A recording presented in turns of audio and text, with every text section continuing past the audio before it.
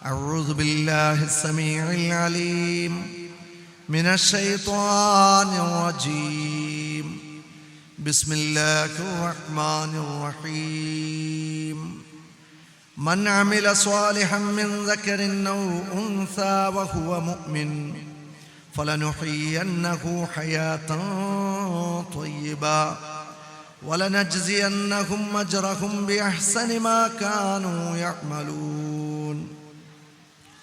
സ്നേഹമുള്ള സഹോദരന്മാരെ, സഹോദരികളെ, സർവശക്തനായ അള്ളാഹു അവൻ്റെ എല്ലാവിധ അനുഗ്രഹങ്ങളും സദാ നമ്മിലെല്ലാം വർഷിക്കുമാറാവട്ടെ.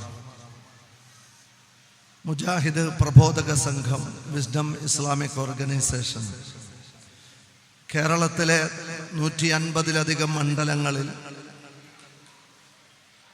നിർഭയത്വമാണ് തൗഹീദ് എന്ന പ്രമേയത്തോടുകൂടി നടത്തുന്ന ചരിത്രപരമായ ആദർശ പ്രയാണ പ്രോഗ്രാമിലാണ് നമ്മുടെ മണ്ഡലത്തിൽ നമ്മൾ സന്നിഹിതരായിട്ടുള്ളത്.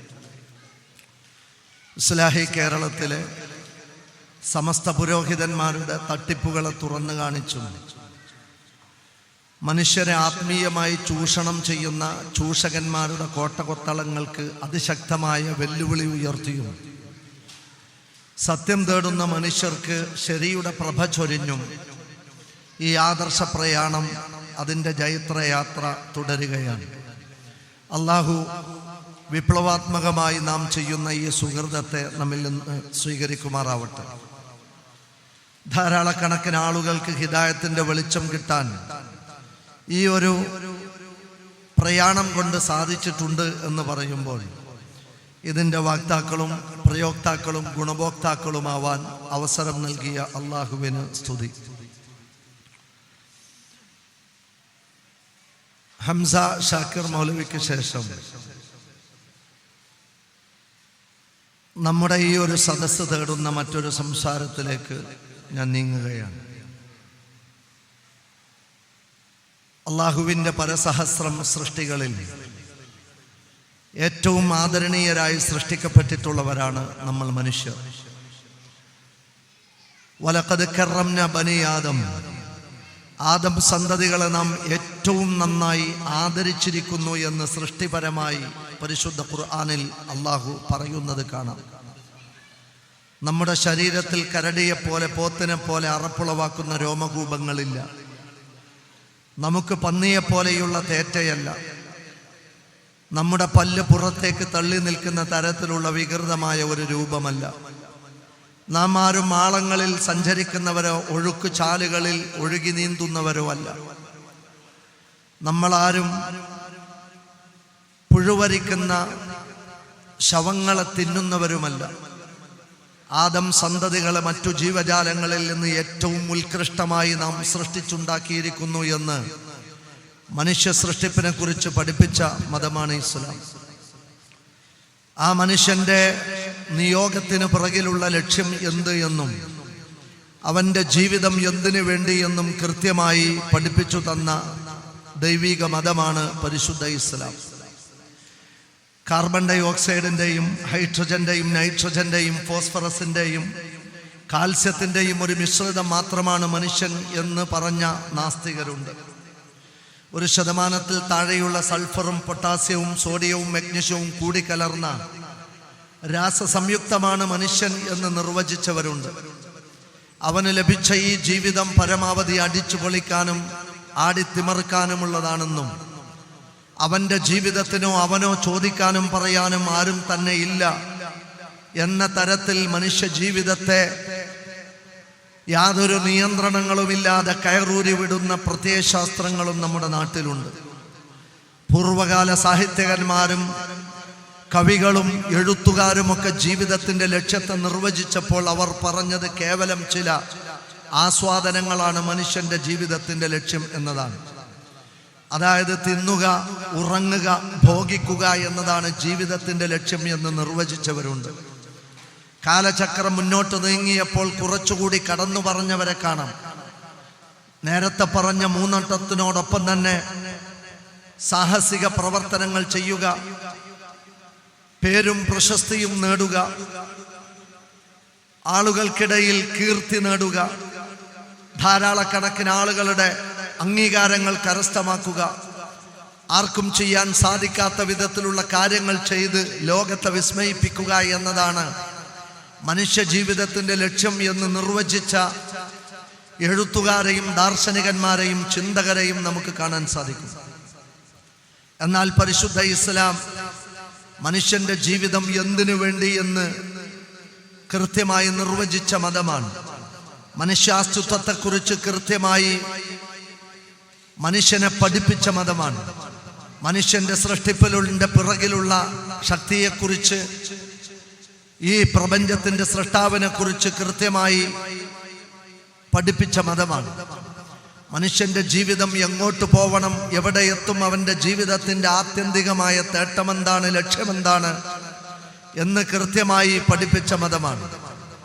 മനുഷ്യാസ്തിത്വത്തെക്കുറിച്ച് നിർവചിച്ചപ്പോൾ ചാൾസ് ഡാർവിൻ പറഞ്ഞത്, ഹോമോസാപ്പിയൻസിൽ നിന്നും ചിമ്പാൻസിയിൽ നിന്നും പ്രകൃതി നിർദ്ധാരണത്തിലൂടെ രൂപപ്പെട്ടു വന്നതാണ്, വാലറ്റ് പോയി നരനായി മാറിയതാണ് മനുഷ്യൻ എന്ന് നിർവചിച്ചപ്പോൾ, അത്തരം അനുമാനങ്ങളെയും കാൽപ്പനികതകളെയും പാഠപുസ്തകങ്ങളിൽ അടക്കം പഠിപ്പിക്കപ്പെട്ടപ്പോൾ, പരിശുദ്ധ ഇസ്ലാം 14 നൂറ്റാണ്ടുകൾക്ക് മുമ്പ് മനുഷ്യൻ മണ്ണിന്റെയും വിണ്ണിന്റെയും സത്തയാണ് എന്ന് കൃത്യമായി പഠിപ്പിച്ച മതമാണ്.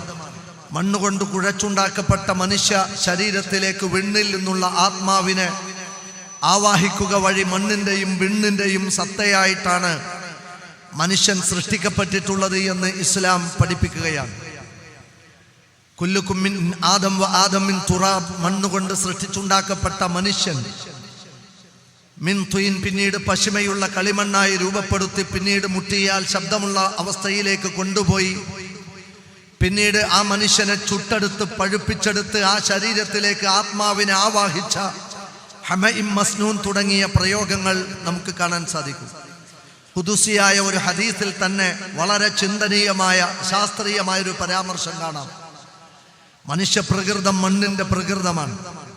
ഇന്നല്ലാഹ ഖബല മിൻ ജമീഇൽ അർളി ഖബ്ല, ഭൂമിയുടെ എല്ലാ ഭാഗത്തു നിന്നും അല്ലാഹു മണ്ണെടുത്തു. മിൻഹ അൽ അബിയൽ, വെളുത്ത മണ്ണ്, വൽ അസ്വദ്, കറുത്ത മണ്ണ്, വൽ അഹ്മർ, ചുവന്ന മണ്ണ്, വമാ ബൈന ദാലിക, ഇരുനിറമുള്ള മണ്ണ്. ഭൂമിയിലെ വിവിധ വർണ്ണങ്ങളിലും നിറങ്ങളിലും വൈജാത്യങ്ങളിലുമുള്ള മണ്ണ് കൊണ്ടാണ് മനുഷ്യൻ സൃഷ്ടിക്കപ്പെട്ടത് എന്നതുകൊണ്ട് മനുഷ്യരുടെ ശരീരത്തിന്റെ നിറത്തിലും ആ വൈജാത്യം നമുക്ക് കാണാം. കറുത്ത മനുഷ്യനും വെളുത്ത മനുഷ്യനും ഇരുനിറമുള്ളവനും ചുവന്ന വർണ്ണമുള്ളവനും ഈ മണ്ണിന്റെ നിറവ്യത്യാസമാണ്. മിൻഹാ സഹനം വസഹിൽ, മനുഷ്യരുടെ കൂട്ടത്തിൽ സോഫ്റ്റ്, അവനെ സൃഷ്ടിക്കപ്പെട്ടപ്പോൾ സോഫ്റ്റായ മണ്ണുമുണ്ട്, ഹാർഡായ മണ്ണുമുണ്ട്. ആ പ്രകൃതം മനുഷ്യരുടെ പെരുമാറ്റത്തിലും സ്വഭാവത്തിലുമുണ്ട്. പരുക്കൻ പ്രകൃതക്കാരും വളരെ സോഫ്റ്റായ പ്രകൃതക്കാരും മനുഷ്യരിലുണ്ട്. മനുഷ്യനെ സൃഷ്ടിക്കപ്പെട്ട മണ്ണിന്റെ സവിശേഷത അത് അദ്ബാണ്, അതായത് ജൈവയോഗ്യവും ഫലഭൂയിഷ്ടവും ഗുണദായകവും പ്രജനന സാധ്യതയുമുള്ള മണ്ണുകൊണ്ടാണ് മനുഷ്യൻ സൃഷ്ടിക്കപ്പെട്ടിട്ടുള്ളത്. അതോടൊപ്പം തന്നെ മച്ചിയായ, വന്ധ്യയായ, ഒരു ഉപകാരവുമില്ലാത്ത ഉപദ്രവകാരിയായ മണ്ണും മനുഷ്യനെ സൃഷ്ടിക്കപ്പെട്ടതിൽ എടുത്തിട്ടുണ്ട് എന്ന് റസൂൽ സല്ലല്ലാഹു അലൈഹി വസല്ലമ പഠിപ്പിക്കുന്നു. ഒരു ആയുസ് മുഴുവൻ മനുഷ്യർക്ക് ഗുണമുള്ള ജീവിതം നയിക്കുന്ന, സ്നേഹമുള്ള, കാരുണ്യമുള്ള, നന്മയുള്ള മനുഷ്യരെ നമുക്ക് കാണാം. മനുഷ്യ മനസ്സുകൾക്ക് വേദനയും കണ്ണീരും സങ്കടങ്ങളും ഉപദ്രവങ്ങളുമായി നീങ്ങുന്ന മനുഷ്യരെയും നമുക്ക് കാണാം.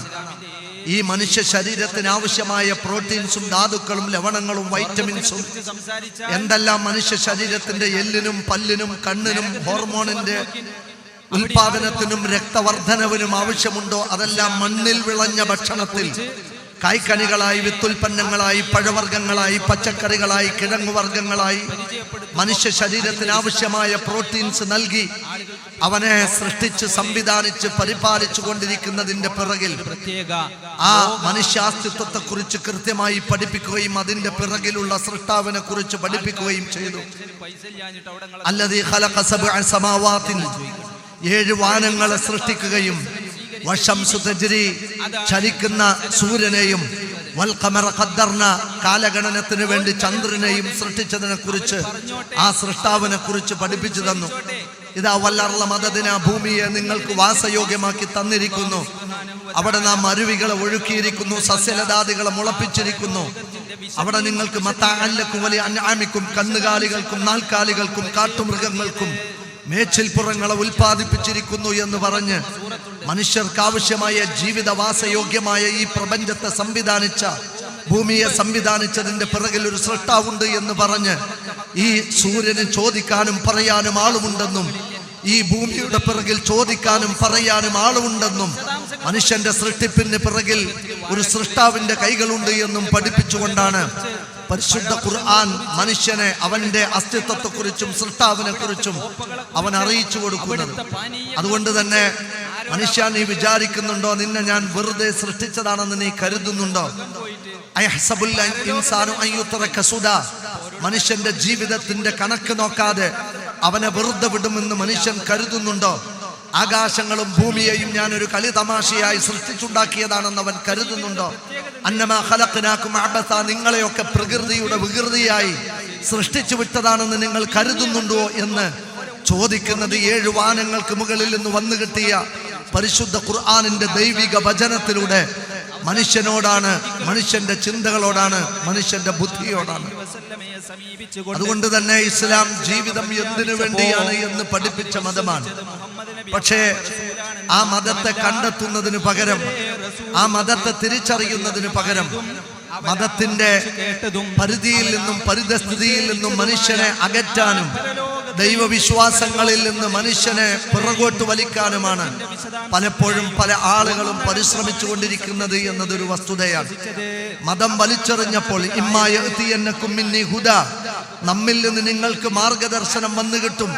ഋഷീശ്വരന്മാരിലൂടെയും മാമുനിമാരിലൂടെയും ദൈവദൂതന്മാരിലൂടെയും പ്രവാചകന്മാരിലൂടെയും ദൈവികമായ സന്ദേശങ്ങൾ കാലാകാലങ്ങളിൽ ഞാൻ മനുഷ്യന് നൽകിക്കൊണ്ടിരിക്കും എന്നത് പടച്ച റബ്ബിന്റെ അധ്യാപനമാണ്. ഇതാ വമാമിൻ ഉമ്മത്തിൻ, ഇതാ ഒരു സമൂഹവും തന്നെ കടന്നു പോയിട്ടില്ല ഇല്ലാ ഖലാഫിഹിമുർ റസൂൽ, അവർക്കൊക്കെ ദൈവദൂതൻ നിയോഗിക്കപ്പെട്ടിട്ടില്ലാതെ. അള്ളാഹുവിന്റെ ദൈവികമായ സന്ദേശങ്ങളെ പഠിപ്പിക്കാൻ വേദഗ്രന്ഥങ്ങളുമായി ദൈവിക ദർശനങ്ങളുമായി പ്രവാചകന്മാർ നിയോഗിക്കപ്പെട്ടിട്ടുണ്ട് എന്ന് അള്ളാഹു ഓർമ്മപ്പെടുത്തുകയാണ്. ആ മാർഗദർശനത്തെ ഫോളോ ചെയ്ത് ജീവിക്കാതിരുന്നാൽ മനുഷ്യ ജീവിതം സങ്കീർണമാവുകയും അശാന്തിയുടെയും അസമാധാനത്തിന്റെയും ജീവിതം അവർ നയിക്കേണ്ടി വരികയും ചെയ്യും. ആരാണോ ദൈവിക ദർശനങ്ങളെ പാലിക്കുന്നത് അവർക്ക് ശാന്തസുന്ദരമായ ഒരു ജീവിതം നയിക്കും എന്ന് പഠിപ്പിച്ചുകൊണ്ട് മനുഷ്യ ജീവിതത്തെ ദൈവിക ദർശനങ്ങൾക്ക് അനുഗുണമായ രീതിയിൽ മുന്നോട്ട് കൊണ്ടുപോകണമെന്ന് പഠിപ്പിച്ച മതമാണ് നമ്മുടെ ഇസ്ലാം. മനുഷ്യൻ അള്ളാഹുവിന്റെ ദൈവിക നിയമങ്ങളെ വലിച്ചെറിഞ്ഞപ്പോൾ സമകാലിക സമൂഹത്തിൽ മനുഷ്യർ അനുഭവിക്കുന്ന പ്രതിസന്ധിയുടെ കാരണങ്ങളെ പരിശോധിക്കുമ്പോൾ അള്ളാഹുവിന്റെ നിയമങ്ങളെ കാറ്റിൽ പറത്തിയതാണ് അതിന്റെ കാരണം എന്ന് നമുക്ക് കാണാം. നമ്മുടെ നാട്ടിലെ രാഷ്ട്രീയമായ അവസ്ഥകൾ എന്താണ്? കടിച്ചു കീറിയും പല്ലിളിച്ചും പരിഹസിച്ചും തല്ലുകൂടിയും കുതികാൽ വെട്ടും കുത്തിത്തിരിപ്പും കുതന്ത്രവുമായി പരസ്പരം ചേരിതിരിഞ്ഞ് ശത്രുത വളർത്തുന്ന രാഷ്ട്രീയ ലോകത്തെ നമുക്ക് കാണാൻ സാധിക്കും. നമ്മുടെ സമൂഹത്തിന്റെ അവസ്ഥ എന്താണ്? കൊല്ലും കൊലപാതകങ്ങളുമായി മനുഷ്യൻ കൊന്നുകളയുന്ന, പ്രിയപ്പെട്ടവരെ കൊന്നുകളയുന്ന, നൊന്ത് പ്രസവിച്ച ഉമ്മയെ കൊന്നുകളയുന്ന, പോറ്റി വളർത്തിയ വാപ്പയെ കൊന്നുകളയുന്ന, കൂടെ പഠിക്കുന്ന സഹപാഠികളെ നിഷ്ഠൂരം കൊന്നുകളയുന്ന, തന്റെ പ്രിയപ്പെട്ട പ്രാണപ്രേയസിയായ ഭാര്യയെ കൊന്നു കളയുന്ന സാമൂഹിക ദുരന്തങ്ങൾ നമ്മുടെ സമൂഹത്തിൽ നമ്മൾ വായിച്ചു കൊണ്ടിരിക്കുകയാണ്, കേട്ടുകൊണ്ടിരിക്കുകയാണ്. പ്രണയിച്ച് പിന്നാലെ പോയവളെ മണൽക്കാട്ടിൽ മണൽപ്പരപ്പിലിരുന്ന് കഴുത്തിൽ ഷാളിട്ട് മുറുക്കി കൊല്ലുമാറ് കൊലപാതകത്തിന്റെ രസമുള്ള ആഹ്ലാദമുള്ള മനസ്സുകൾ എങ്ങനെയാണ് രൂപപ്പെട്ടത് എന്ന് ചോദിച്ചാൽ ദൈവിക നിയമങ്ങളെ കാറ്റിൽ പറത്തിയത് കൊണ്ടാണ് എന്നാണ് അതിന്റെ ഉത്തരം. ലഹരി മാഫിയകൾ വട്ടമിട്ട് പറക്കാണ്. എല്ലാവർക്കും പണം മതി. മനുഷ്യന്റെ കുടുംബം നശിച്ചാലും, അവന്റെ ശരീരം നശിച്ചാലും, അവന്റെ ജീവിതം നശിച്ചാലും, അവന്റെ സമ്പത്ത് നശിച്ചാലും, ഒരു സമൂഹം നശിച്ചാലും ലഹരി വിൽപ്പന നടത്തി രാസലഹരികൾ കൊണ്ട് നമ്മുടെ നാടിനെ ഇത്രയേറെ പ്രയാസകരമായ അരക്ഷിതമായ ഒരു അവസ്ഥയിലേക്ക് കൊണ്ടുപോകാനുള്ള കാരണം എന്താണ്? ദൈവിക നിയമങ്ങളെ വലിച്ചെറിഞ്ഞതിന്റെ കാരണമാണ്. ഫ്രീ സെക്സും ലിബറൽ സെക്സും കോഹാബിറ്റേഷനും ഹോമോസെക്സ്വാലിറ്റിയും ലെസ്ബിയൻ സെക്സും ഗേ സെക്സുമായി മനുഷ്യർ വഴിവിട്ട വൈകൃതങ്ങളിൽ ഏർപ്പെടാനുള്ള കാരണം എന്താണ്? ഓരോരുത്തരും തനിക്ക് തോന്നിയതുപോലെ ജീവിക്കുന്ന ആശയങ്ങളെയാണ് സ്വീകരിക്കുന്നത്. എന്നോടാരും എന്നെ നിയന്ത്രിക്കാൻ വരേണ്ടതില്ല എന്ന വാക്കുകളും തിട്ടൂരവും ഇറക്കി മാതാപിതാക്കളെ അടക്കം വെല്ലുവിളിച്ചുകൊണ്ട് ഈ തിന്മകൾ ചെയ്തുകൊണ്ടിരിക്കുകയാണ്. അറിവ് പകരുന്ന, അക്ഷര വെളിച്ചം നൽകുന്ന അധ്യാപകരെ പോലും വെല്ലുവിളിച്ച് അവരുടെ മുമ്പിൽ നാണമില്ലാതെ തോന്നിവാസത്തിൽ ഏർപ്പെടുമാറ് ഒരു തലമുറയുടെ മനസ്സ് ധാർമ്മിക രംഗത്ത് നിന്ന് അധാർമികതയിലേക്ക് കൂപ്പുകുത്തിയതിന്റെ കാരണമെന്ത് എന്ന് ചോദിച്ചാൽ മനുഷ്യർ ദൈവികമായ നിയമനിർദ്ദേശങ്ങളെയും കൽപ്പനകളെയും കാറ്റിൽ പറത്തിയതിനാലാണ് എന്ന് നമുക്ക് തിരിച്ചറിയാൻ സാധിക്കും. ഇങ്ങനെ മനുഷ്യന്റെ ജീവിതത്തിന്റെ ഏതേത് രംഗത്തും നമുക്ക് അപജയങ്ങളെ കാണാൻ കഴിയുന്നു എന്നതൊരു വസ്തുതയാണ്. 6 വയസ്സുകാരിയായ പെൺകുട്ടിയെ പീഡിപ്പിക്കുന്ന 60 വയസ്സുകാരനെ കുറിച്ച് നമുക്ക് വായിക്കേണ്ടി വരുന്നു. പാതിവന്ത ശരീരവുമായി ശരീരം പൊള്ളി ആശുപത്രി കിടക്കയിൽ കിടക്കുന്ന യുവതിയുടെ ശരീരത്തിൽ ഗാമദാഹം പൂർത്തീകരിക്കുന്ന ഡോക്ടറെ കുറിച്ച് നമുക്ക് വായിക്കേണ്ടി വരുന്നു. ഇവിടെ സ്വന്തം മകളെ വിൽപ്പന ചരക്കാക്കുന്ന പിതാവിനെ കുറിച്ച് നമുക്ക് വായിക്കേണ്ടി വരുന്നു.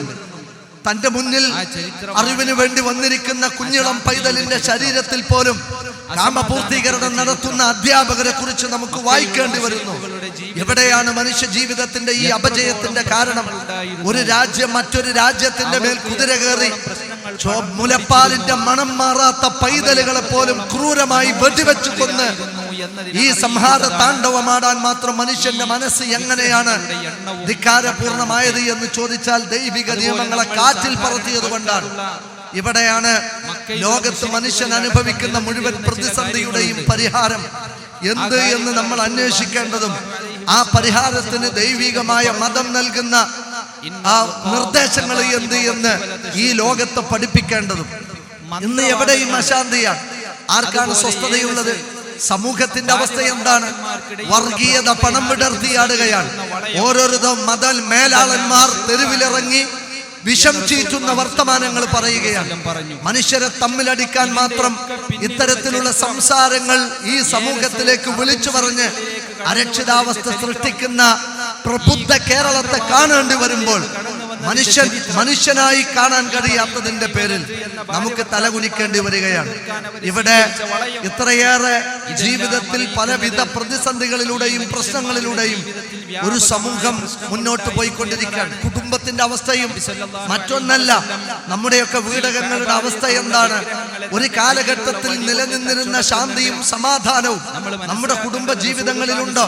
ഭാര്യയെ വഞ്ചിക്കുന്ന ഭർത്താവ്, ഭർത്താവിനെ വഞ്ചിക്കുന്ന ഭാര്യ, മാതാപിതാക്കളെ ഉപദ്രവിക്കുന്ന മക്കൾ, അനാദരവിന്റെ പ്രയാസത്തിന്റെ ഇരുട്ടുമുറിയിൽ കരഞ്ഞു തീർക്കുന്ന വാർദ്ധക്യങ്ങൾ, പഴംതുണി കഷ്ണങ്ങളായി അവഗണനയിൽ ജീവിക്കേണ്ടി വരുന്ന മാതാപിതാക്കൾ, വഴിവിട്ട മക്കളുടെ സഞ്ചാരത്തിൽ ഒന്നും ചെയ്യാൻ സാധിക്കാത്ത വിധത്തിൽ നെടുവേർപ്പെടുന്ന ഉമ്മയും ഉപ്പയും, ഇതൊക്കെ ഇന്ന് നമ്മുടെ കുടുംബത്തിലെ കാഴ്ചകളാണ്. കൂടപ്പിറപ്പുകൾ തമ്മിൽ അങ്ങോട്ടും ഇങ്ങോട്ടും കൊലവിളി നടത്തി ഒരു പ്രക്ഷുബ്ധാവസ്ഥ നമ്മുടെയൊക്കെ കുടുംബങ്ങളിലുണ്ട്. ആധുനിക കുടുംബം എന്ന് പറഞ്ഞാൽ നിരവധി പ്രതിസന്ധികൾ കുടുംബ ജീവിതത്തിൽ അനുഭവിക്കുന്നുണ്ട്. ഒരർത്ഥത്തിൽ പറഞ്ഞാൽ കുടുംബം എന്നത് അള്ളാഹു നമുക്ക് നൽകിയ ഏറ്റവും വലിയ ഒരു അനുഗ്രഹമാണ്. ഒരു സമൂഹം അത് കെട്ടുറപ്പുള്ള സമൂഹമാവണമെങ്കിൽ കുടുംബം കെട്ടുറപ്പുള്ളതാവണം. ആരോഗ്യമുള്ള സമൂഹം ആരോഗ്യമുള്ള കുടുംബത്തിലാണ് രൂപപ്പെടുന്നത്. ഒരു സമൂഹത്തിന്റെ ഭദ്രത ഒരു കുടുംബത്തിന്റെ ഭദ്രതയാണ്. അവിടെ ഒരുപാട് കുടുംബങ്ങൾ ചേരുന്നതാണ് ഒരു സമൂഹം എന്ന് പറയുമ്പോൾ നമ്മുടെയൊക്കെ കുടുംബങ്ങളുടെ അവസ്ഥ എന്താണ് എന്നത് നമ്മൾ തന്നെ ഒന്ന് നിരീക്ഷിച്ചാൽ നമുക്ക് ബോധ്യപ്പെടും. അതില് ധാരാളക്കണക്കിന് പ്രതിസന്ധികളിൽ ഒരു പ്രതിസന്ധിയാണ് പണ്ട് കാലത്തൊക്കെ എത്ര ഉത്തരവാദിത്ത ബോധത്തോടു കൂടിയാണ് ഒരു കുടുംബ ജീവിതം മുന്നോട്ട് പോയിരുന്നത്. ഇന്ന് ഉത്തരവാദിത്തങ്ങളിൽ നിന്ന് ഒളിച്ചോടുന്ന കുടുംബ ബന്ധങ്ങളെ നമുക്ക് കാണാൻ സാധിക്കും. വാപ്പാക്ക് വാപ്പാന്റെ ഉത്തരവാദിത്തം നിർവഹിക്കാൻ വയ്യ, ഉമ്മാക്ക് ഉമ്മയുടെ ഉത്തരവാദിത്തങ്ങൾ പൂർണ്ണമായി നിർവഹിക്കാൻ കഴിയണില്ല. മകന് മകന്റെ ഉത്തരവാദിത്തം, മകൾക്ക് മകളുടെ ഉത്തരവാദിത്തം, ഭാര്യയും ഭർത്താവും പരസ്പരം ഉത്തരവാദിത്തങ്ങളിൽ നിന്ന് ഒളിച്ചോടുകയാണ്. അത്തരം ധാരാളക്കണക്കിന് പ്രതിസന്ധി കാരണത്താൽ ഇവിടെ ചോദ്യചിഹ്നങ്ങളായി മാറിയ കുടുംബങ്ങളെ നമുക്ക് കാണാം. ഭർത്താവിനാൽ ഉപേക്ഷിക്കപ്പെട്ട ഭാര്യമാർ, ഉപ്പയാൽ ഉപേക്ഷിക്കപ്പെട്ട മക്കൾ, ബ്രോക്കൺ ഫാമിലീസ്, പരസ്പരം പിരിഞ്ഞു കഴിയുന്നവർ, ഒരുമിച്ച് ചേരാൻ കഴിയാത്ത വിധത്തിൽ പരസ്പരം അകന്നു കഴിയുന്നവർ, സമുദായത്തിലെ കുടുംബ കേസുകൾ കെട്ടിക്കിടക്കുകയാണ്. കുടുംബ കോടതികളിൽ, വനിതാ കമ്മീഷന്റെ മുന്നിൽ സമുദായ മക്കളുടെ കുടുംബ ജീവിതത്തിന്റെ അവസ്ഥയാണ്. വിടരും മുമ്പേ വാടിപ്പോയ എത്ര ജീവിതങ്ങളാണ് നമ്മുടെയൊക്കെ നാട്ടിലുള്ളത്. അതുകൊണ്ട് ഉത്തരവാദിത്തങ്ങളിൽ നിന്ന് ഒളിച്ചോടുക എന്ന് പറയുന്നത് കുടുംബ ജീവിതത്തിലെ ഒരു വലിയ പ്രതിസന്ധിയാണ്.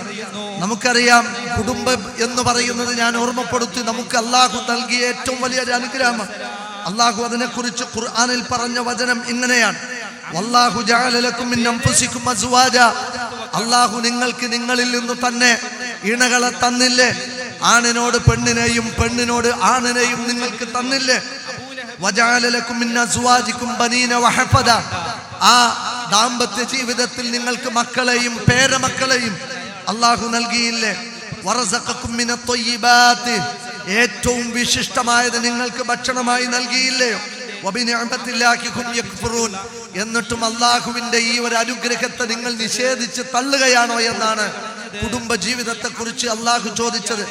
നമുക്ക് ദാമ്പത്യ ജീവിതം എന്ന അനുഗ്രഹം നൽകിയത്, അതിൽ മക്കളെ നൽകിയത്, അതിൽ പേരക്കുട്ടികളെ നൽകിയത്, അങ്ങനെ കുടുംബമായി ജീവിക്കുന്ന ഒരു സ്ഥാപനം നമുക്ക് നൽകിയത് വബിനിഅമത്തില്ലാഹ്, അള്ളാഹു ചെയ്തു തന്ന ഏറ്റവും വലിയ നിഅമത്തായിട്ടാണ് പരിശുദ്ധ ഖുർആൻ ഓർമ്മപ്പെടുത്തിയത്. ആ കുടുംബത്തിലെ ഓരോ കണ്ണിക്കും അവരവരുടേതായ ഉത്തരവാദിത്തമുണ്ട്. കുല്ലുക്കും റാഇൻ. നിങ്ങളിൽ ഓരോരുത്തരും മേക്കാരന്മാരാണ് എന്നാണ് റസൂൽ സല്ലല്ലാഹു അലൈഹി വസല്ലം പറഞ്ഞത്. വമസ്ഊലുൻ അൻ റഇയതിഹി. തന്റെ ആശ്രിതരെ കുറിച്ച് വിചാരണക്ക് നിങ്ങൾ വിധേയമാക്കപ്പെടും. വറജുലു റാഇൻ. ഒരു പുരുഷൻ അവനും മേക്കാരനാണ്. അവന്റെ വീട്ടിലുള്ളവരുടെ കാര്യത്തിൽ അവൻ വിചാരണക്ക് വിധേയമാക്കപ്പെടും. വൽമർഅതു റാഇയ. ഒരു പെണ്ണ്, അവൾ മേക്കാരിയാണ്. അവളുടെ വീട്ടിലുള്ള മക്കളെ കുറിച്ചും ഭർത്താവിനെ കുറിച്ചും കുടുംബത്തെ കുറിച്ചും അവളോട് പരലോക കോടതിയിൽ വെച്ച് വിചാരണയുണ്ട് എന്ന് പഠിപ്പിക്കുമ്പോൾ ഭാര്യ എന്ന ഉത്തരവാദിത്തം, ഉമ്മ എന്ന ഉത്തരവാദിത്തം, പിതാവ് എന്ന ഉത്തരവാദിത്തം, ഭർത്താവ് എന്ന ഉത്തരവാദിത്തം, മകൻ മകൾ എന്ന് പറയുന്ന ഉത്തരവാദിത്തം, ആങ്ങള പെങ്ങൾ എന്ന് പറയുന്ന ഉത്തരവാദിത്തം പരലോകത്ത് വിചാരണക്ക് വിധേയമാക്കപ്പെടുന്നതാണ്. ഏതെങ്കിലും ഒരു വ്യക്തി ഒരു കുടുംബ ജീവിതത്തിന് തലവേദനയായാൽ, പ്രത്യേകിച്ച് പെൺകുട്ടികളിൽ പൊന്നുപോലെ പോറ്റി വളർത്തിയ പെൺമക്കൾ ഒരു കുടുംബത്തിന്റെ കണ്ണീരായി മാറുന്നത് നമുക്ക് കാണാൻ സാധിക്കും. നൊന്ത് പ്രസവിച്ച ഉമ്മാക്കും പോറ്റി വളർത്തിയ ഉപ്പാക്കും അവരുടെ വാർദ്ധക്യ ജീവിതത്തിൽ പോലും അവർക്ക് പകരം നൽകുന്നത് അവഗണനയും നന്ദികേടും അപമാനവുമാണ്. അത്തരത്തിലുള്ള പീഡകങ്ങളെ നമുക്ക് കാണാൻ കഴിയും. അങ്ങനെ ബാധ്യതകൾ നിർവഹിക്കുന്നതിലും ഉത്തരവാദിത്തങ്ങൾ ഏറ്റെടുക്കുന്നതിലും വീഴ്ച വരുത്തുക എന്നത് വളരെ ഗൗരവപ്പെട്ട ഒരു പ്രതിസന്ധിയായി ഇന്ന് നമ്മുടെ സമൂഹത്തിൽ നമ്മൾ കണ്ടുകൊണ്ടിരിക്കുകയാണ്. അതേപോലെ തന്നെ നമ്മുടെ കുടുംബങ്ങളിൽ ഒരു ക്വാളിറ്റി ടൈം ഇല്ല. എല്ലാവരും തിരക്കിലാണ്.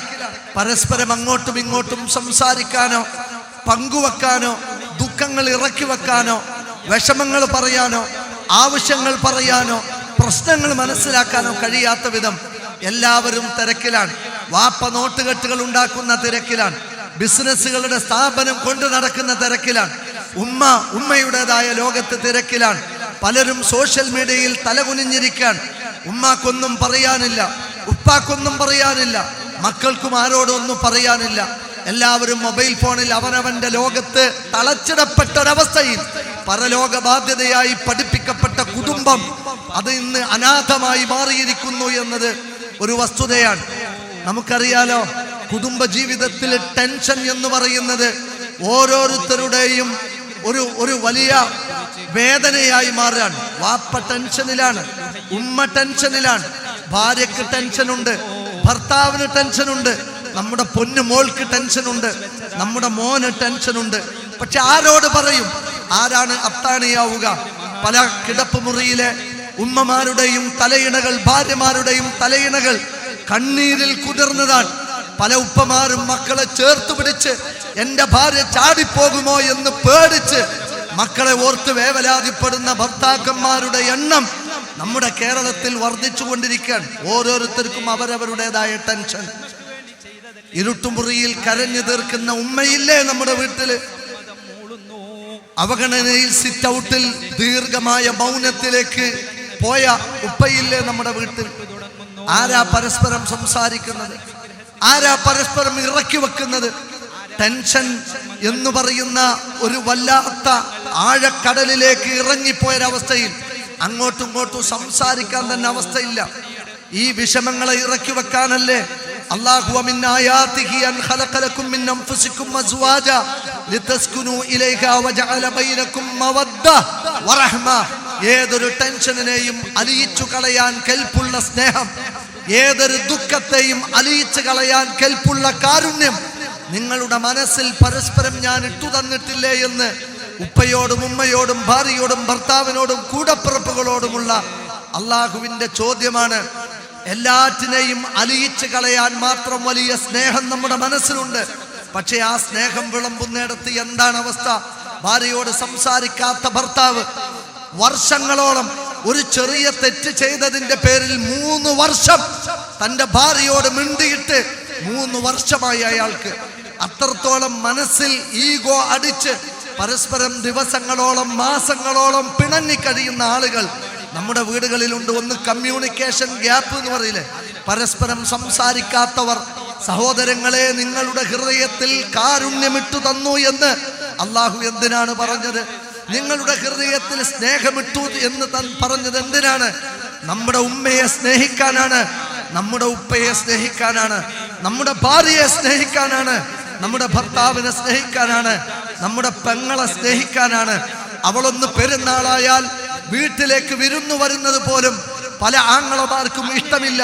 പ്രത്യേകിച്ച് മാതാപിതാക്കൾ മരണപ്പെട്ടു പോയി ഇനി കൂട്ടുകുടുംബത്തിലേക്കൊന്ന് വരണമെന്ന് ആഗ്രഹിച്ചാൽ പോലും ഈ പറയുന്ന ആങ്ങളമാർക്ക് വെറുപ്പാണ് പെങ്ങളും പെങ്ങളുടെ മക്കളും വീട്ടിലേക്ക് വരുന്നത്. അതിഥികളായി വരുന്നവരാവട്ടെ, കുടുംബ ബന്ധത്തിലുള്ളവരാവട്ടെ, ആയുസ് വർദ്ധിക്കുന്ന, അള്ളാഹുവിന്റെ സ്നേഹം ലഭിക്കുന്ന, നമ്മുടെ ഉപജീവനം വർദ്ധിക്കുന്ന വലിയ നന്മയാണ് നമ്മുടെ വേണ്ടപ്പെട്ടവരോട് കാണിക്കുന്ന ബന്ധവും അവിടെ കാണിക്കുന്ന സ്നേഹവും എന്ന് പഠിപ്പിക്കപ്പെട്ടിട്ടും പരസ്പരം അകലാനുള്ള കാരണങ്ങൾ തിരയുന്നവർ കുടുംബങ്ങളെ പ്രക്ഷുബ്ധമാക്കുകയാണ് ചെയ്യുന്നത് എന്ന കാര്യത്തിൽ ഒരു സംശയവുമില്ല. ടെൻഷൻ കൊണ്ട് രോഗികളായവർ, ടെൻഷൻ കൊണ്ട് ഉറക്കം നഷ്ടപ്പെട്ടവർ, ടെൻഷൻ കൊണ്ട് ഷുഗർ രോഗികളായവർ, ഓരോ ദിവസവും ടെൻഷനാണ്. ശരീരത്തിൽ മൈഗ്രെയിൻ അടിച്ചു കയറാൻ പ്രിയപ്പെട്ട ഭാര്യ ഉറങ്ങിയിട്ട് ദിവസങ്ങളായി അവളോടൊന്ന് മനസ്സ് തുറന്ന് സംസാരിക്കാൻ പോലും കഴിയാത്ത വിധം സമകാലിക സാഹചര്യത്തിലെ കുടുംബ ബന്ധങ്ങൾ അങ്ങേയറ്റം പ്രയാസപ്പെട്ടുകൊണ്ടിരിക്കുകയാണ് എന്നതൊരു വസ്തുതയാണ്. അള്ളാഹു എന്തൊക്കെ ദുഃഖങ്ങൾ തന്നാലും ആശ്വാസത്തിന്റെ ഒരു കുളിർക്കാറ്റ് പ്രവാചകനിലൂടെ വീശുന്നുണ്ട്. മാ യുസീബുൽ മുസ്ലിമ മിൻ നസബിൻ വലാ വസബിൻ വലാ ഹമ്മിൻ വലാ ഗമ്മിൻ വലാ ഹുസ്നിൻ ഹത്ത ശൗകത യുശാഖുഹാ ഇല്ലാ കഫറല്ലാഹു ബിഹാ ഖത്വായ. എന്തിന്റെ പേരിൽ സങ്കടപ്പെട്ടാലും, ദിവസങ്ങളോളം വിഷമങ്ങൾ ഇറക്കേണ്ടി വന്നാലും, സങ്കടത്തിന്റെ ആഴക്കടലിൽ മുങ്ങിത്താഴേണ്ടി വന്നാലും പേടിക്കണ്ട.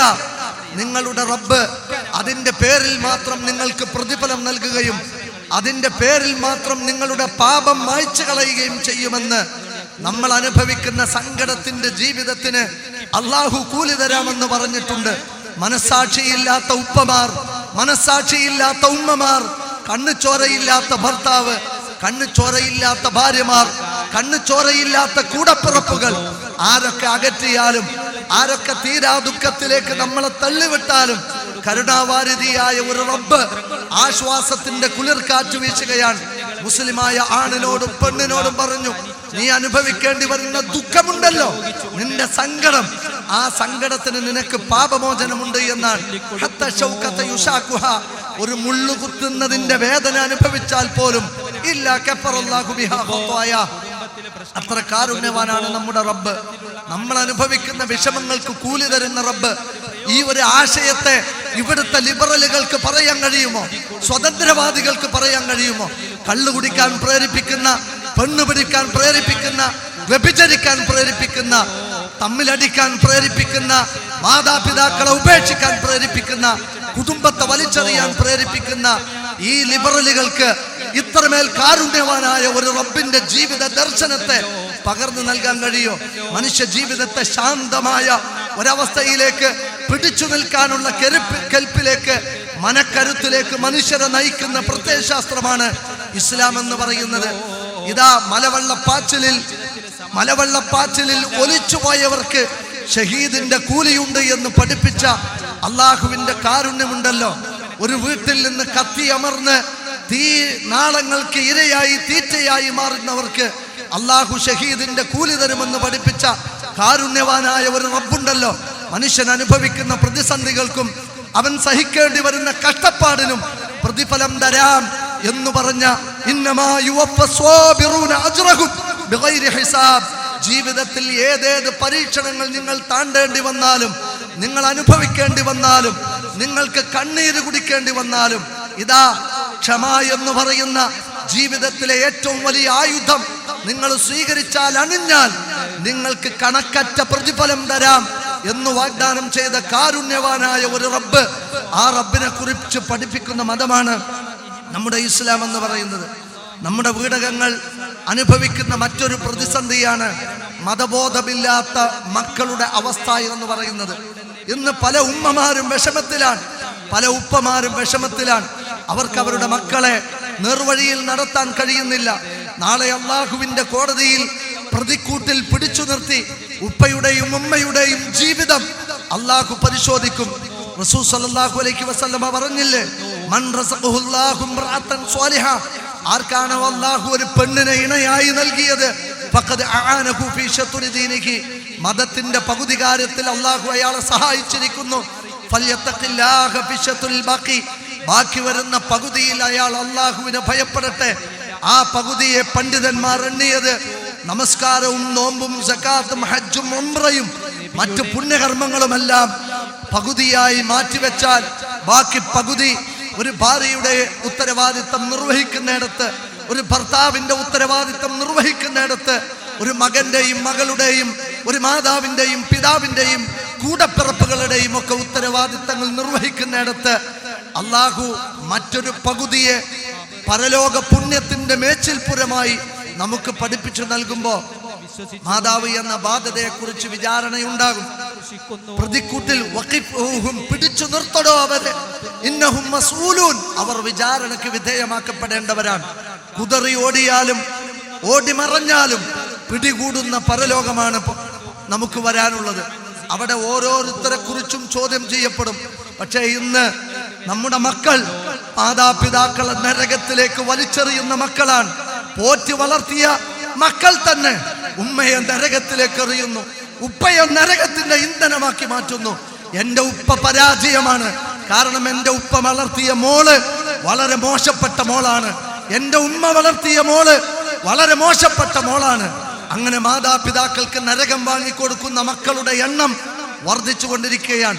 നേർവഴിയിലേക്ക് വിളിച്ചാലും ഉപ്പയോടും ഉമ്മയോടും അനുസരിക്കണമെന്ന് പറഞ്ഞാലും അവർക്ക് പ്രതിസന്ധിയായി മാറുന്ന മക്കൾ, അവർക്ക് അള്ളാഹുവിലുള്ള വിശ്വാസമില്ല, പരലോകത്തിലുള്ള വിശ്വാസമില്ല, നമസ്കരിക്കണമെന്ന ചിന്തയില്ല, ഇസ്ലാമികമായ വസ്ത്രം ധരിക്കണമെന്ന ചിന്തയില്ല, സൽസ്വഭാവത്തോടുകൂടി അതബോടുകൂടി ജീവിക്കണമെന്ന ചിന്തയില്ല.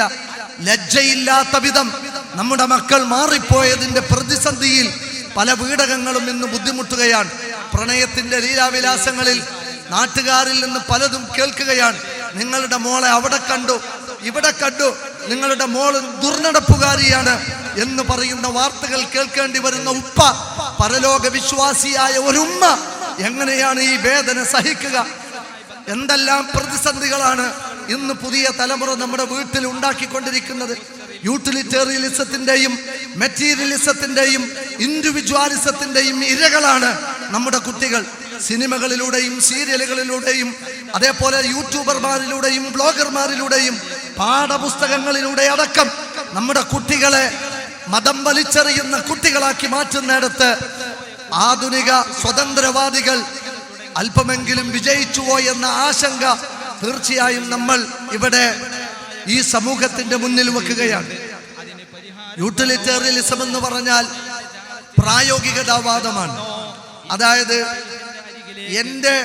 ഞാൻ ആർക്കും ശല്യമാവാത്തിടത്തോളം കാലം ഞാൻ എങ്ങനെയും ജീവിക്കും, അതെന്റെ ഇഷ്ടമാണ്. എനിക്ക് ആരെങ്കിലും എൻ്റെ ആസ്വാദനങ്ങൾക്ക് തടസ്സം നിന്നാൽ ഞാൻ അവരെ ഇല്ലാതെയാക്കും, അതും എൻ്റെ അവകാശമാണ്.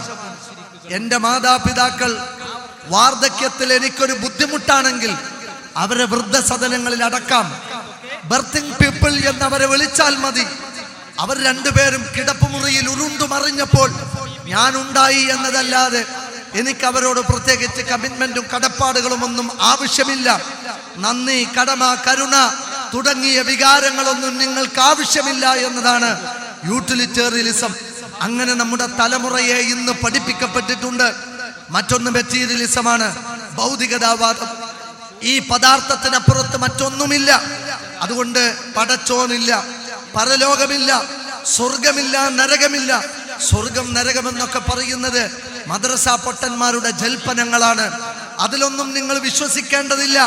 അതൊക്കെ നിങ്ങളുടെ സ്വാതന്ത്ര്യത്തെ നിഷേധിക്കുകയാണ്. അതുകൊണ്ട് മെറ്റീരിയലിസ്റ്റുകളായി നമ്മുടെ കുട്ടികളെ മാറ്റുകയും മതപരമായ പല വിഷയങ്ങളെയും തെറ്റുദ്ധാരണാപരമായി അവതരിപ്പിക്കുകയും പ്രവാചകന്റെ വിവാഹങ്ങളെ പോലും മോശമായി ചിത്രീകരിച്ചുകൊണ്ട് വീഡിയോ ഇറക്കി പുതിയ തലമുറയുടെ മനസ്സുകളിലേക്ക് മതനിരാസവും മതനിഷേധവും വിട്ടുകൊടുക്കുന്ന ഒരവസ്ഥയിൽ നമ്മുടെ കുട്ടികൾ ഇരകളായി മാറിയിട്ടുണ്ട്. മറ്റൊന്ന് ഇൻഡിവിജ്വാലിസമാണ്, വ്യക്തിഗതവാദം.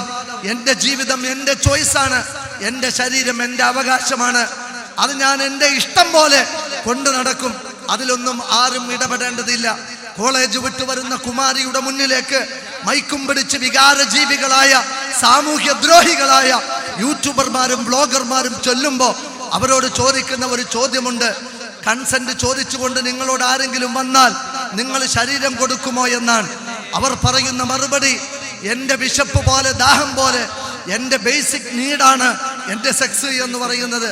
അതെനിക്ക് അപ്പം താല്പര്യമുണ്ടെങ്കിൽ ഞാൻ എസ് പറയും, ഇല്ലെങ്കിൽ ഞാൻ നോ പറയുമെന്നാണ്. ആ സമയത്ത് അടുത്ത ചോദ്യം, അപ്പൊ ശാരീരിക ബന്ധത്തിലേർപ്പെടാൻ, ലൈംഗിക ബന്ധത്തിലേർപ്പെടാൻ നിങ്ങൾക്ക് വിവാഹമൊന്നും വേണ്ടേ? വിവാഹമോ? അതൊക്കെ മതക്കാരായ ആളുകൾ ഉണ്ടാക്കിയ, പുരോഹിതന്മാരുണ്ടാക്കിയ ആശയമാണ്. എൻ്റെ വിശപ്പ് പോലെ ദാഹം പോലെ ഞാൻ എൻ്റെ സെക്സിനെ കാണുന്നു, അതിലെന്താണ് പ്രശ്നം എന്ന് ചോദിക്കുന്ന വികാര ജീവികളെ നിർമ്മിക്കുന്ന ബോധപൂർവം ഇതിനു വേണ്ടി മൈക്കുമെടുത്ത് കുട്ടികളുടെ മുന്നിലേക്ക് ഇറങ്ങുന്ന യൂട്യൂബർമാരെയും ബ്ലോഗർമാരെയും നമുക്ക് കാണാം. ഇവർ സമൂഹത്തിൽ ഉണ്ടാക്കുന്ന പരിക്കത്രയാണ്. മതത്തിന്റെ തണലിൽ, വിശ്വാസത്തിന്റെ നിറവിൽ, ധാർമ്മികതയുടെ പരിശുദ്ധിയിൽ, കുടുംബത്തിന്റെ കെട്ടുറപ്പിൽ, സാമൂഹിക നന്മയിൽ വളർന്നു വന്ന ഒരു തലമുറയെ ആരാണ് ഈ പറയുന്ന തരത്തിൽ വ്യഭിചരിക്കാനും കള്ളുകുടിക്കാനുമുള്ള ഒരു ആശയത്തിലേക്ക് കൊണ്ടുപോയത് എന്ന് ചോദിച്ചാൽ അതിന്റെ പ്രതികൾ ഇവിടെ നമുക്ക് കാണാൻ സാധിക്കും. ഏറ്റവും അടുത്ത് പുറത്തിറങ്ങിയ സിനിമകൾ പോലും ഹോമോസെക്സ്വാലിറ്റിയെ പ്രേരിപ്പിക്കുന്ന, ഇൻസെസ്റ്റ് സെക്സിനെ നോർമലൈസ് ചെയ്യുന്ന സിനിമകളാണ്. അതായത് ആങ്ങൾക്ക് പെങ്ങളെയാവാം, പെങ്ങൾക്ക് ആങ്ങളെയാവാം, വാപ്പാക്ക് മകളെയാവാം, ഉമ്മാക്ക് മകനെയാകാം എന്ന് പഠിപ്പിക്കുന്ന സിനിമകൾ വളർന്നു വരുന്ന തലമുറയുടെ മനസ്സിനെ കാണിച്ചു കൊടുത്ത് ഇത്തരം വൈകൃതങ്ങളെ, ക്രീഡകളെ നോർമലൈസ് ചെയ്യുന്ന, സാമാന്യവൽക്കരിക്കുന്ന ഒരു പ്രവണത നമ്മുടെ സമൂഹത്തിലുണ്ട്. അതിന്റെ ഇരകളാണ് ഇന്ന് നമ്മുടെ കുടുംബ ജീവിതങ്ങളിൽ പ്രതിസന്ധി സൃഷ്ടിക്കുന്നത് എന്നത് ഒരു വസ്തുതയാണ്. എത്രത്തോളം നമ്മൾ കേട്ടിട്ടുണ്ടാകും. 9ാം ക്ലാസ്സിലെ സോഷ്യൽ സ്റ്റഡീസിന്റെ പാഠപുസ്തകത്തിലെ 8ാമത്തെ പാഠം ഉമ്മമാരും ഉപ്പമാരും ഒന്ന് പോയി എടുത്തു നോക്ക്. അതിൽ ജെൻഡർ എന്ന് പറയുന്നത് സാമൂഹിക നിർമ്മിതിയാണ് എന്നും അതുകൊണ്ട് ഓരോരുത്തർക്കും അവരവരുടെ ജെൻഡർ തീരുമാനിക്കാമെന്നും, നിങ്ങൾക്ക് വേണമെങ്കിൽ ലെസ്ബിയനാകാം, നിങ്ങൾക്ക് ഗേകളാകാം, നിങ്ങൾക്ക് വേണമെങ്കിൽ നിങ്ങളുടേതായ ഇഷ്ടത്തിനനുസരിച്ച് ജീവിക്കാമെന്ന കണ്ടന്റ് ഹെറ്ററോനോർമറ്റീവ് എന്ന എതിർവർഗ ലൈംഗികതാ ബോധത്തെ വലിച്ചെറിഞ്ഞ് നിങ്ങൾ ഈ പറയുന്ന LGBTQ ആക്ടിവിസത്തെ സ്വീകരിക്കണമെന്നതാണ്. പറഞ്ഞ് വിദ്യാലയങ്ങളെ ജെൻഡർ ഓഡിറ്റിങ്ങിന് വിധേയമാക്കണമെന്ന് വരെ പറഞ്ഞു വെച്ചു. ജെൻഡർ ഓഡിറ്റിങ്ങിന് വിധേയമാക്കണമെന്ന് പറഞ്ഞാൽ ഓരോ കുട്ടികളെയും കൗൺസിലിങ്ങിന് വിധേയമാക്കി സംസാരിച്ച് അവരോട് ചോദിക്കുകയാണ്, നീ ലെസ്ബിയനാണോ, നീ ഗേ ആണോ, നീ ഏത് തരത്തിൽപ്പെടുന്നവളാണ് എന്ന് ഓരോ കുട്ടികളുടെ മനസ്സുകളിലേക്ക് വൈകൃതങ്ങളെ ഇട്ടുകൊടുക്കാൻ ഈ ക്ലാസ് മുറിയിലിരുന്ന കുട്ടികൾ പുറത്തു വന്നിട്ട് പറയാൻ, സാറേ ഞാനും ഇവളും ലെസ്ബിയനാണ്. അങ്ങനെ ചിന്തിക്കുന്ന ഇമോഷണൽ ബ്രെയിൻ മാത്രം വർക്ക് ചെയ്യുന്ന പാവപ്പെട്ട കുട്ടികളുടെ, വൈകാരിക ലോകത്ത് ജീവിക്കുന്ന ഒരു കുട്ടികളെ, റാഷണൽ ബ്രെയിൻ വർക്ക് ചെയ്യാത്ത കുട്ടികളെ പക്വതയോടെ അവധാനതയോടെ ജീവിതത്തെ കുറിച്ച് തീരുമാനമെടുക്കാൻ കഴിയാത്ത പ്രായത്തിൽ ഈ വൃത്തികേടുകളെയും വൈകൃതങ്ങളെയും പഠിപ്പിച്ചു കൊടുക്കുന്ന ക്ലാസ് മുറികൾ സൃഷ്ടിച്ച പ്രതിസന്ധിയാണ് ഇന്ന് നമ്മുടെ വീടകങ്ങളിൽ നമ്മൾ അനുഭവിക്കുന്നത്. അതുകൊണ്ട് തന്നെ മതബോധമില്ലാത്ത കുട്ടികൾ നിസ്കരിക്കണമെന്ന് പറഞ്ഞാൽ അവർക്ക് മനസ്സിലാകണില്ല. അള്ളാഹുവിനെ കുറിച്ച് പറഞ്ഞാൽ അതൊന്നും അവരുടെ ചിന്തയിലേക്കേ വരുന്നില്ല. മതപരമായ ക്ലാസുകളിലെ സദസ്സുകളിൽ നമ്മുടെ കുട്ടികൾ എവിടെ? മിമ്പറിന്റെ ചുവട്ടിൽ വന്നിരിക്കുന്ന നമ്മുടെ പ്ലസ് ടുക്കാരനും പ്ലസ് ടുക്കാരിയും എവിടെ? ഡിഗ്രിക്കാരനും ഡിഗ്രിക്കാരിയും എവിടെ? നമ്മുടെ കുട്ടികൾക്ക് പടച്ച റബ്ബിനെ കുറിച്ച് പഠിപ്പിച്ചു കൊടുക്കാനുള്ള സാഹചര്യങ്ങളിൽ നിന്ന് നമ്മുടെ കുട്ടികൾ അകന്നു പോകുമ്പോഴും അവരെ തിരിച്ചു പിടിക്കാനുള്ള ജാഗ്രതയും അതിന്റെ ഉത്തരവാദിത്തവും നിർവഹിക്കുന്നിടത്ത് പല മാതാപിതാക്കളും പ്രയാസകരമായ പ്രതിസന്ധിയിലൂടെയാണ് മുന്നോട്ട് പോകുന്നത്. ചക്കരക്കല്ല് എന്ന് പറയുന്ന ഈ പ്രദേശം അതിന് മാതൃകയാണ്. വിവിധ പ്രായത്തിലുള്ള കുട്ടികളെ വിളിച്ച് ക്യാമ്പ് കൊടുത്ത് നന്മയുടെ പാഠങ്ങൾ പഠിപ്പിച്ചു കൊടുത്ത് ഓരോ ക്യാമ്പ് കഴിയുന്ന കുട്ടികളും ഇങ്ങനെ ഒരു ക്ലാസ് ഞങ്ങൾ കേട്ടിട്ടില്ല എന്ന് പറയുന്ന കുട്ടികളുണ്ട്. മാതാപിതാക്കളാണ് അതിന്റെ പ്രതികൾ. അള്ളാഹുവിന്റെ 7 വാനങ്ങളിൽ നിന്നും നമുക്ക് വന്നു കിട്ടിയ ജീവിത ദർശനത്തെ നമ്മുടെ കുട്ടികളുടെ ഹൃദയത്തിലേക്ക് എത്തിയാലേ ഈ ലിബറലിസത്തിന്റെ ചതിക്കുഴികളിൽ നിന്ന് അവർക്ക് രക്ഷപ്പെടാൻ കഴിയുള്ളൂ. താൽക്കാലിക സുഖാസ്വാദനത്തിന്റെ വരട്ടുവാദങ്ങളെ അവർക്ക് മുമ്പിൽ അവതരിപ്പിച്ചു കൊടുത്ത് ഒരു തലമുറയെ തെറ്റായ രീതിയിൽ നയിക്കുമ്പോൾ അല്ലാഹു സുബ്ഹാനഹു വ തആല ഇറക്കിക്കൊടുത്ത വേദഗ്രന്ഥത്തിന്റെ വചനാമൃതങ്ങൾ അവരുടെ നെഞ്ചകം കീഴടക്കുമെന്ന കാര്യത്തിൽ ഒരു സംശയവുമില്ല. നേരം വെളുത്താൽ നുരയുന്ന ഒരു കോപ്പ കള്ള്, ഒരന്യ പെണ്ണിന്റെ ചൂട്, വാളിന്റെ ദാഹം തീർക്കാനും യുദ്ധം എന്ന ജീവിതത്തിന്റെ വഴിവിട്ട ജീവിതത്തിൽ നിന്നാണ് യത്ലു അലൈഹിം ആയാതിഹി വയുസക്കീഹിം ഖുർആൻ ഓതിക്കൊടുത്ത് വയുഅല്ലിമുഹുൽ കിതാബ വേദഗ്രന്ഥം പഠിപ്പിച്ചു കൊടുത്ത് വൽ ഹിക്മ പ്രവാചകന്റെ വചനങ്ങൾ പഠിപ്പിച്ചു കൊടുത്ത് വയുസക്കീഹിം അവരെ സംസ്കരിച്ച് സമുദ്ധരിച്ചെടുത്തത് ആ ഏറ്റവും വലിയ ആയുധം ഇന്നും നമ്മുടെ കൈകളിലുണ്ട്. പക്ഷെ എത്ര പേർ അത് വേണ്ട വിധത്തിൽ നമ്മുടെ കുട്ടികൾക്ക് ലഭ്യമാക്കാറുണ്ട് എന്നത് ഈ പ്രതിസന്ധിയിൽ പരാതി പറയുമ്പോഴും അത് ചിന്തിക്കേണ്ട ഒരു വസ്തുതയാണ്. സമകാലിക സമൂഹം അനുഭവിക്കുന്ന മറ്റൊരു പ്രതിസന്ധിയാണ് നമ്മുടെ കുട്ടികൾ വിവാഹത്തിന് സമ്മതിക്കുന്നില്ല എന്നൊരു പ്രതിസന്ധി. നമ്മുടെ കുട്ടികൾക്ക് കല്യാണം വേണ്ട, അവർക്ക് വിവാഹ ജീവിതം വേണ്ട, ഭർത്താക്കന്മാരുടെ വീട് വേണ്ട, അത്തരത്തിലുള്ള ഒരു ജീവിതം ഇനി ഞങ്ങൾക്ക് വേണ്ട എന്ന് പറഞ്ഞ് ഞങ്ങൾക്ക് ഒരുപാട് പഠിക്കണം, എന്നിട്ട് ഒരു ജോലി നേടണം, എന്നിട്ട് സ്വന്തം കാലിൽ നിൽക്കണം, ആരുടെ മുന്നിലും കൈനീട്ടാൻ ഞങ്ങൾക്ക് വയ്യ, സ്വയം പര്യാപ്തത നേടണം എന്ന് പറഞ്ഞ് വിവാഹ ജീവിതത്തെ അനാവശ്യമായി നീട്ടിക്കൊണ്ടു പോകുന്ന ഒരു പ്രവണത ആധുനിക സമൂഹം ഇന്ന് അനുഭവിച്ചു കൊണ്ടിരിക്കുന്ന മറ്റൊരു പ്രതിസന്ധിയാണ്. ആദർശത്തിൽ ലയനം സംഭവിച്ചു.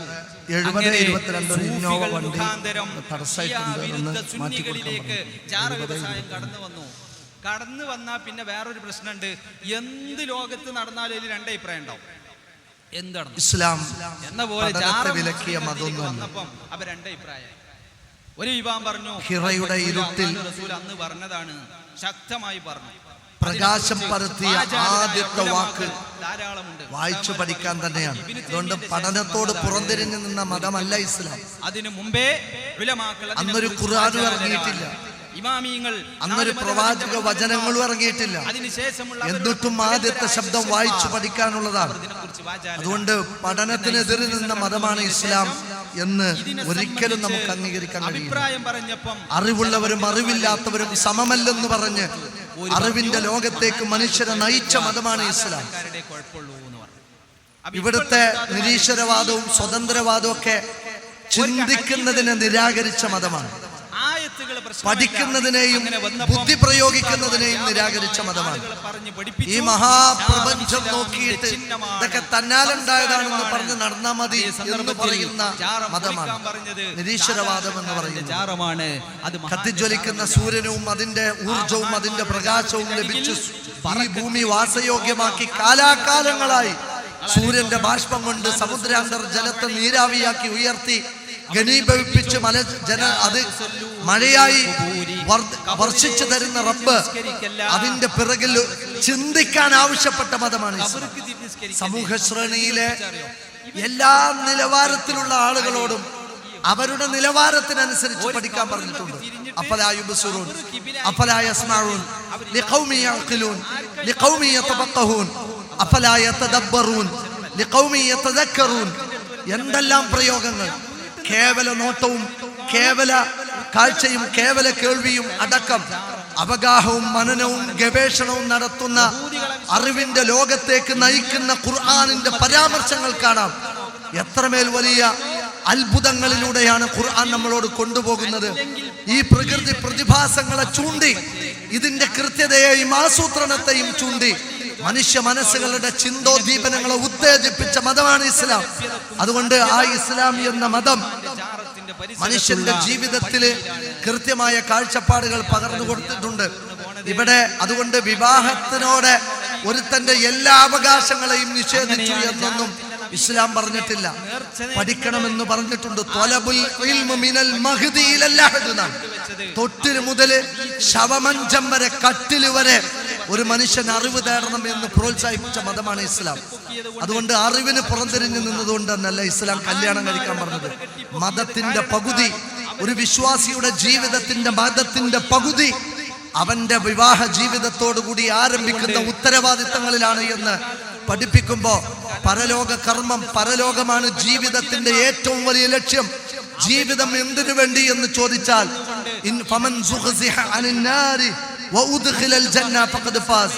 ആരാണോ നരകത്തിൽ നിന്ന് അകറ്റപ്പെടുകയും സ്വർഗത്തിൽ പ്രവേശനാനുമതി ലഭിക്കുകയും ചെയ്യുന്നത് അവനാണ് ജീവിതത്തിൽ വിജയിച്ചവൻ എന്ന് പഠിപ്പിച്ച്, മരണത്തിനപ്പുറം ഒരു ലോകമുണ്ട് എന്ന് പഠിപ്പിച്ച് അവിടേക്ക് വേണ്ടി ജീവിതത്തെ ആരാധനയാക്കണമെന്ന് പഠിപ്പിച്ച മതമാണ് ഇസ്ലാം.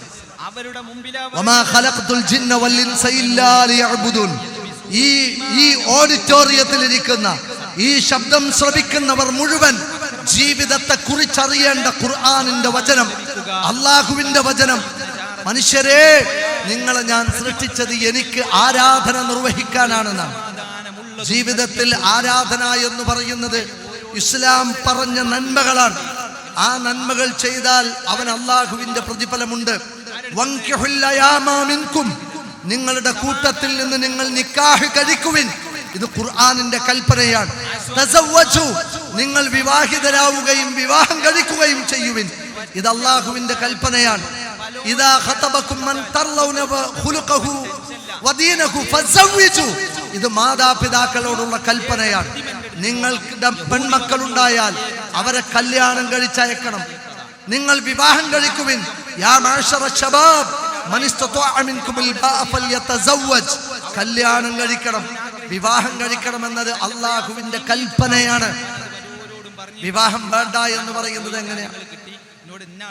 ഒരു മനുഷ്യന് വികാരം കൊടുത്തത് അള്ളാഹുവാണ്. അവന്റെ ശരീരം, ഒരു പെണ്ണിന്റെ ശരീരം ഒരു പുരുഷ സ്പർശനം ആഗ്രഹിക്കും. ഒരു ആണിന്റെ ശരീരം ഒരു പെണ്ണിന്റെ സാന്നിധ്യവും സ്പർശനവും സുഖവും ആഗ്രഹിക്കും. ഈ മനുഷ്യന്റെ ശരീരത്തെയും അവന്റെ വികാരങ്ങളെയും പടച്ച റബ്ബ് ആ വികാരങ്ങളെ ശമിപ്പിക്കാനാണ് കല്യാണം കഴിക്കുക എന്നത് അവനോട് ബാധ്യതയായി പഠിപ്പിച്ചു കൊടുത്തത്. മനുഷ്യന്റെ ശരീരത്തിന്റെ ഓരോ അവയവങ്ങൾക്കും അവയുടെ ധർമ്മമുണ്ട്. ഒരു പെണ്ണിന് സ്തനം കൊടുത്തിട്ടുണ്ടെങ്കിൽ ആ സ്തനത്തിനൊരു ധർമ്മമുണ്ട്. ഒരു പുരുഷന് ലിംഗം കൊടുത്തിട്ടുണ്ടെങ്കിൽ ആ ലിംഗത്തിനൊരു ധർമ്മമുണ്ട്. ഒരു പെണ്ണിന് ഗർഭപാത്രം കൊടുത്തിട്ടുണ്ടെങ്കിൽ ആ ഗർഭപാത്രത്തിനൊരു ധർമ്മമുണ്ട്. ആ ധർമ്മം ഇവിടെ നിറവേറണം. അങ്ങനെ മനുഷ്യൻ ജീവിതത്തിന്റെ യഥാർത്ഥമായ ചില ബാധ്യതകളും കടമകളും നിർവഹിക്കണം. ഇന്ന് കരിയറാണ് ജീവിതം, അല്ലാതെ ജീവിതത്തിന് വേണ്ടി ഒരു കരിയർ അല്ല.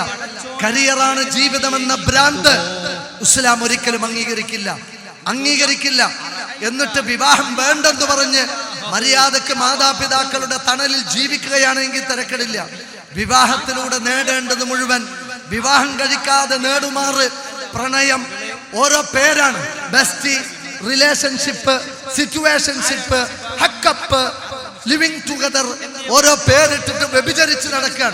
കോളേജിലാവട്ടെ, കലാലയത്തിലാവട്ടെ, സർവകലാശാലകളിലാവട്ടെ, വിവാഹത്തിലൂടെ നേടേണ്ടത് വിവാഹത്തിന് മുമ്പ് നേടിയെടുക്കുന്ന തോന്നിവാസം അതൊരിക്കലും ഇസ്ലാം അംഗീകരിക്കില്ല.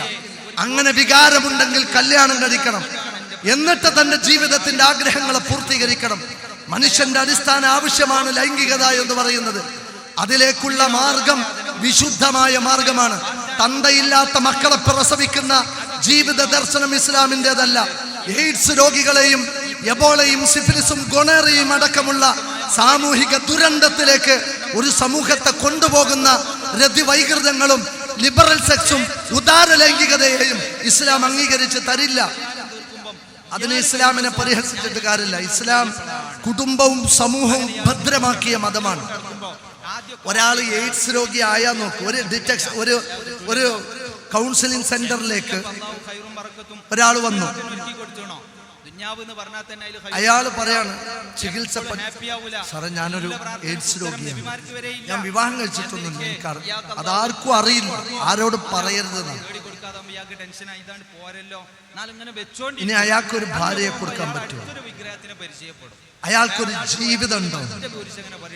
അതിൽ പിറക്കുന്ന മക്കൾ സമൂഹത്തിന് ഭീഷണിയാവില്ലേ? ഒരു സാമൂഹിക ദുരന്തത്തെ അംഗീകരിച്ചു കൊടുക്കണം എന്നാണോ ഇസ്ലാം പറയുന്നത്? മനുഷ്യർ പറയുന്നത്, സ്വതന്ത്രവാദികളും പുതിയ തലമുറയും പറയുന്നത്.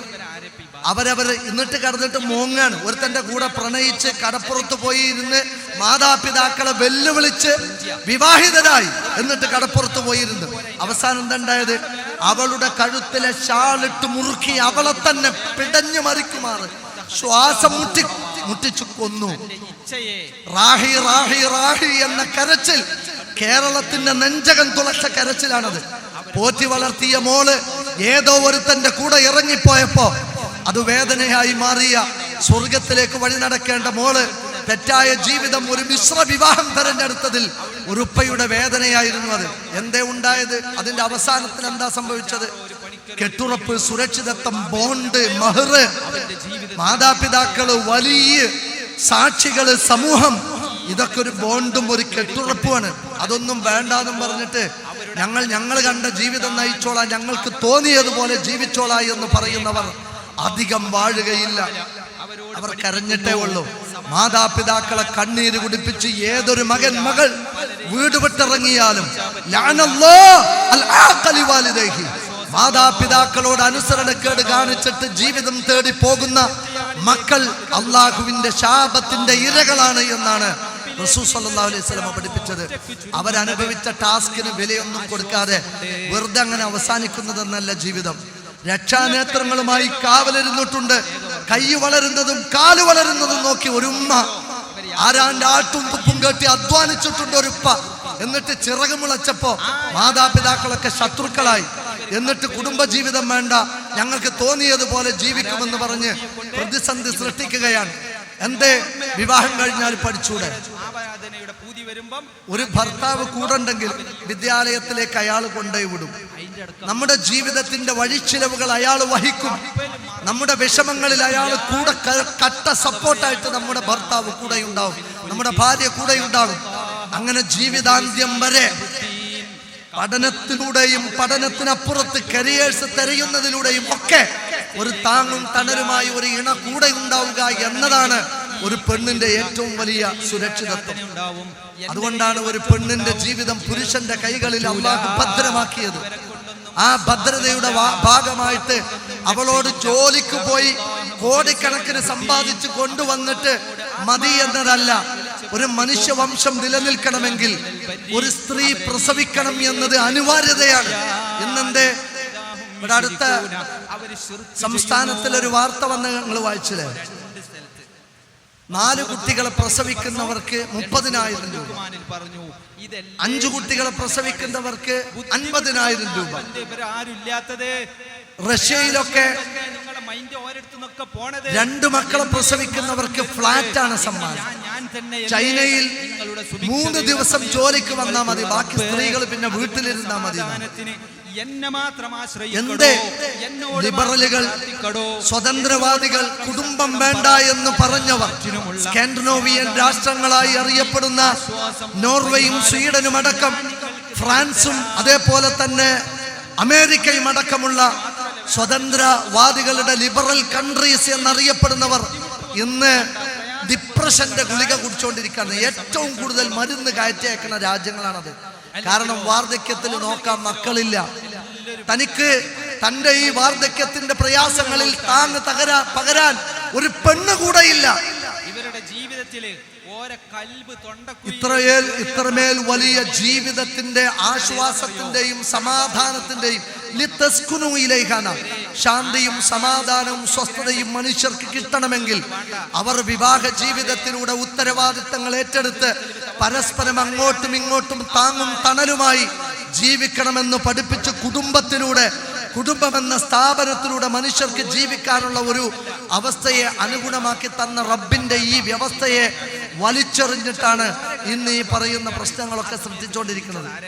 അതുകൊണ്ട് ഇവിടെ നിങ്ങൾ നോക്ക്, മനുഷ്യവംശം പുലരണമെങ്കിൽ ഏത് റബ്ബിനെയാണോ പെണ്ണ് വിചാരിക്കണ്ടേ? സുഭിക്ഷതയിലും നിങ്ങൾ തേടണം. പ്രസവിക്കാൻ പുരുഷനെ കൊണ്ട് പറ്റുമോ? അതുകൊണ്ടാണ് അള്ളാഹു പ്രസവം എന്ന ടാസ്ക് ഏറ്റെടുക്കുന്ന പെണ്ണിന് സ്വർഗം വാഗ്ദാനം ചെയ്തത്. അറബ് മുശ്രിക്കീങ്ങൾ ഓരോരുത്തർക്കും ഒരു ജീവിതത്തിന്റെ ഉത്തരവാദിത്തങ്ങൾ എന്തെന്ന് പഠിപ്പിച്ചു കൊടുത്തിട്ടുണ്ട്.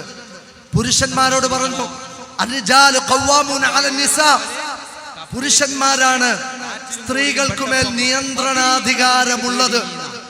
ബിമാ ഫല്ലലല്ലാഹു ബഅദുഹും അലാ ബഅദ്, അവർക്ക് ഇരുവർക്കുമിടയിൽ ചില ഏറ്റക്കുറച്ചിലുകളും ചില ശ്രേഷ്ഠതകളും അള്ളാഹു നിശ്ചയിച്ചിട്ടുണ്ട്. ഒരു പെണ്ണിനേക്കാൾ മനക്കരുത്ത് പുരുഷനുണ്ട്. ഒരു പെണ്ണിനേക്കാൾ ശാരീരിക കായിക ബലവും കായബലവും പുരുഷനുണ്ട്. ഒരു പെണ്ണിനേക്കാൾ പല വിധത്തിലും സാമൂഹികമായി ഇടപെടാനുള്ള ധൈര്യം ഒരു പുരുഷനുണ്ട്. അത് അള്ളാഹു കൊടുത്തതാണ്. അത് പെണ്ണിനെ തരം താഴ്ത്തിയതൊന്നല്ല. എന്താ, പുരുഷനില്ലാത്ത പലതും ഒരു പെണ്ണിനുണ്ട്. ഒരു പെണ്ണിനോളം ക്ഷമിക്കാൻ, സഹിക്കാൻ, കരുണ വിതറാൻ, സ്നേഹം പടരാൻ ഒരു പുരുഷന് കഴിയില്ല. ഒരു പെണ്ണിന്റെ ഹൃദയം അതിനുമേൽ വിശാലമായിട്ടാണ് പടച്ച റബ്ബ് സൃഷ്ടിച്ചത്. ആണിനെ പോലെയല്ല പെണ്ണ്, പെണ്ണിനെ പോലെയല്ല ആണ്. ആ സൃഷ്ടി വൈജാത്യം നിലനിൽക്കുന്ന തരത്തിൽ അവർക്ക് ഉത്തരവാദിത്വം കൊടുത്തിട്ടുണ്ട്. അവിടെ പറഞ്ഞു, പുരുഷന്മാർ അവർക്ക് നിയന്ത്രണാധികാരം സ്ത്രീകൾക്കുമേൽ കൊടുത്തിട്ടുണ്ട്. രണ്ട് കാരണങ്ങളാൽ. ഒന്ന്, കുടുംബം പുലർത്തുന്നതിന്റെ, അധ്വാനിച്ചു കൊണ്ടുവന്നതിന്റെ ഉത്തരവാദിത്തം പുരുഷനെ ഏൽപ്പിക്കട്ടെ. സമ്പത്ത് കണ്ടെത്തി കുടുംബത്തിന് വേണ്ടി ചിലവഴിക്കേണ്ടുന്നതിന്റെ ഉത്തരവാദിത്വവും പുരുഷനെ ഏൽപ്പിച്ചിരിക്കുന്നു. ഒരു പെണ്ണിന് അവളുടേതായ പ്രയാസങ്ങളും ബുദ്ധിമുട്ടുകളുമുണ്ട്. അവൾക്ക് മാസം തോറും പീരീഡ്സിന്റെ വേദനകൾ കൊണ്ട് പുളയുന്ന ദിവസങ്ങൾ അവൾക്കുണ്ട്. ആ സമയത്ത് അവളുടെ മനസ്സ് ഡിപ്രസ്ഡ് ആണ്. അതേപോലെ തന്നെ പ്രസവിക്കുന്ന, ഗർഭം ചുമക്കുന്ന നാളുകളിൽ അവർക്കൊരു താങ്ങ് വേണം. ഛർദിച്ച് പരവശരായി വിശന്ന് കരയുന്ന സ്ത്രീകളുണ്ട്. അവർക്കൊരു താങ്ങും തണലും വേണം. മനുഷ്യവംശം നിലനിൽക്കുന്നിടത്ത് പ്രസവിക്കുക എന്ന വേദന സഹിച്ച് അതിനുവേണ്ടി ആ ബുദ്ധിമുട്ട് ഏറ്റെടുക്കുന്ന പെണ്ണിന് താങ്ങും തണലും വേണം. ആ കുഞ്ഞു വളരുന്നിടത്ത് ക്ഷമയോടുകൂടി ആ കുഞ്ഞിനെ വളർത്തുന്നതിൽ വാപ്പയേക്കാൾ വലിയ ധർമ്മം ഒരു ഉമ്മാക്കുണ്ട്. ഉമ്മയുടെ മടിത്തട്ട് മൂല്യങ്ങളുടെ പാഠപുസ്തകമാണ്.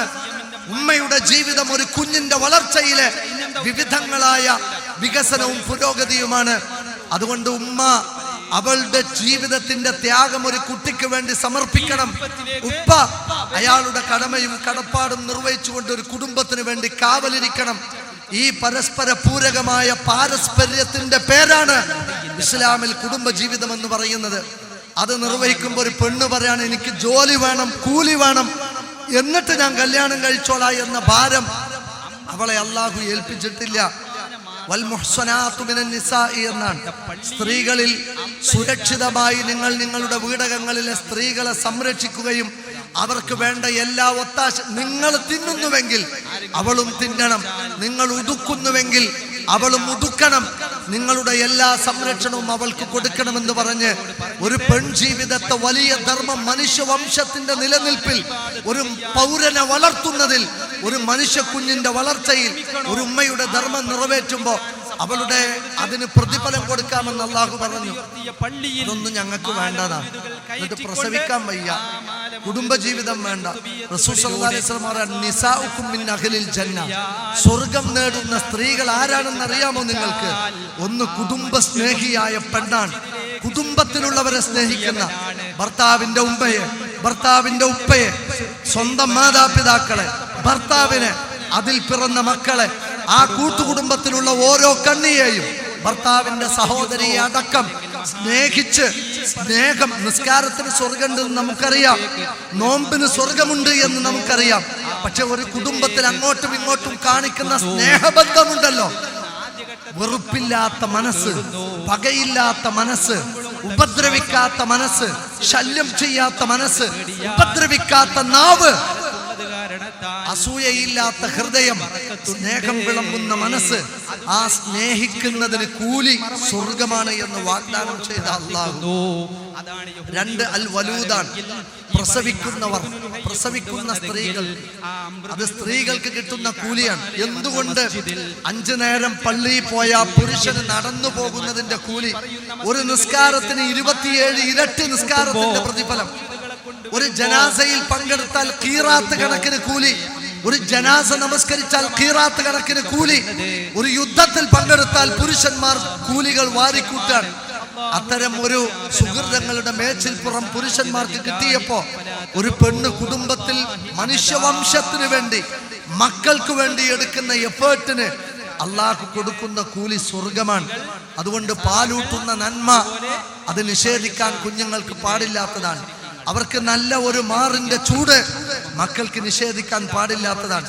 ഇന്ന് മക്കളെ നേർവഴിക്ക് നടത്തേണ്ട, സംസ്കാര സമ്പന്നതയിൽ വളർത്തേണ്ട ഉമ്മമാർ വീട്ടിലില്ല, ഒക്കെ ജോലിക്കാരാണ്. ജോലിക്കാരെ ഞാൻ പരിഹസിക്കണമെന്നില്ല. കുടുംബം പുലർത്താൻ നമ്മുടെ ജീവിതം തേടുന്ന, ഇസ്ലാം പഠിപ്പിച്ച അതബോടുകൂടിയുള്ള ജോലികളിൽ ഒരു പെൺകുട്ടിക്ക് വ്യാപൃതയാകുന്നതിൽ ഇസ്ലാം ഒരിക്കലും നിഷേധിക്കുന്നില്ല. പക്ഷേ പരലോക കടമകൾ മറന്ന ഒരു ജോലി ഉണ്ടല്ലോ, ഭർത്താവിനോടുള്ള ഉത്തരവാദിത്തം, മക്കളുടെ പരിപാലനത്തിലുള്ള ഉത്തരവാദിത്തം, കുടുംബത്തോടുള്ള ഉത്തരവാദിത്തം, മനുഷ്യവംശത്തെ നിലനിർത്തുന്നിടത്തുള്ള ഉത്തരവാദിത്തങ്ങളൊക്കെ മറന്നുകൊണ്ട് ഒരു ജോലി, ആ ജോലി ഭ്രാന്ത്, കരിയർ ഭ്രാന്ത്, അത് നമ്മുടെ പരലോകത്ത് നമുക്ക് ഗുണം ചെയ്യില്ല എന്നത് നാം തിരിച്ചറിയണം. ഇന്ന് നമ്മുടെ കുട്ടികളോട് നിങ്ങളൊന്ന് പറഞ്ഞു നോക്കൊണ്ടു, മര്യാദക്ക് ഡ്രസ് ഇടാൻ പറഞ്ഞാൽ അവർ കേൾക്കില്ല. ഒക്കെ ആൺകുട്ടികളെ വേഷം ധരിച്ച് നടക്കുക. വിപണിയിലും ടെക്സ്റ്റൈൽസുകളിലും തുണിക്കടകളിലും ചെന്നാല്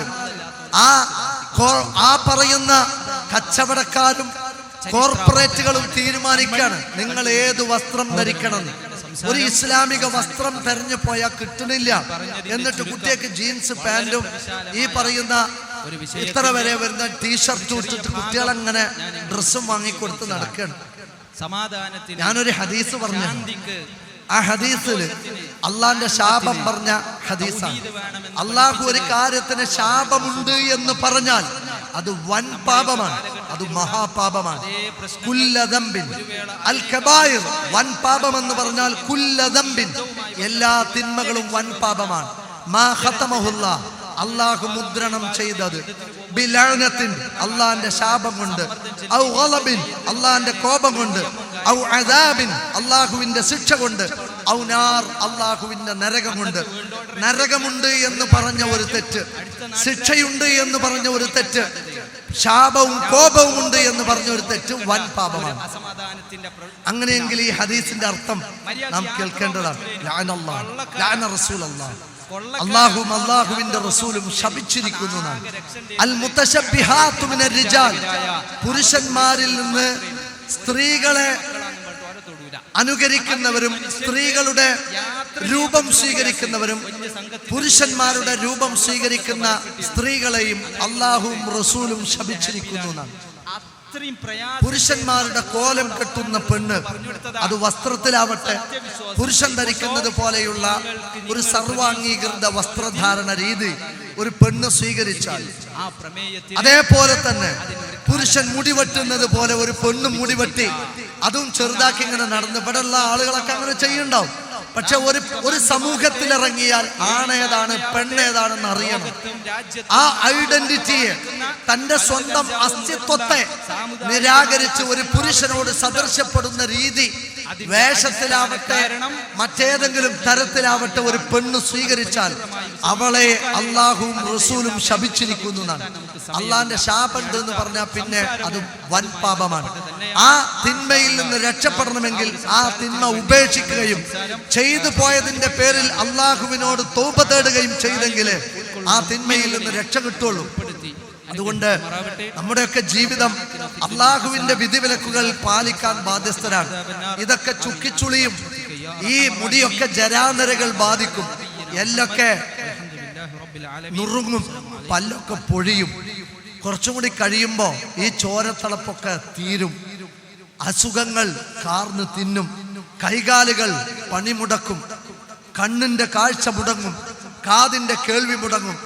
അതുകൊണ്ട് സ്വന്തം ഈ ശരീരം അവനാന്റെ അവകാശമാണ് എന്ന് പറയുമ്പോൾ ഒരു രോമം മൂക്കിന്റെ തുമ്പത്ത് വളരുന്നത് വെളുത്തുപോയാൽ അത് കറുക്കട്ടെ എന്ന് തീരുമാനിക്കാനുള്ള രോമത്തിന്റെ നിയന്ത്രണം പോലും ഇല്ലാത്തവനാണ് ഇതൊക്കെ എൻ്റെ ചോയ്സാണ്, എൻ്റെ അവകാശമാണ് എന്നും പറഞ്ഞ് നടക്കുന്നത്.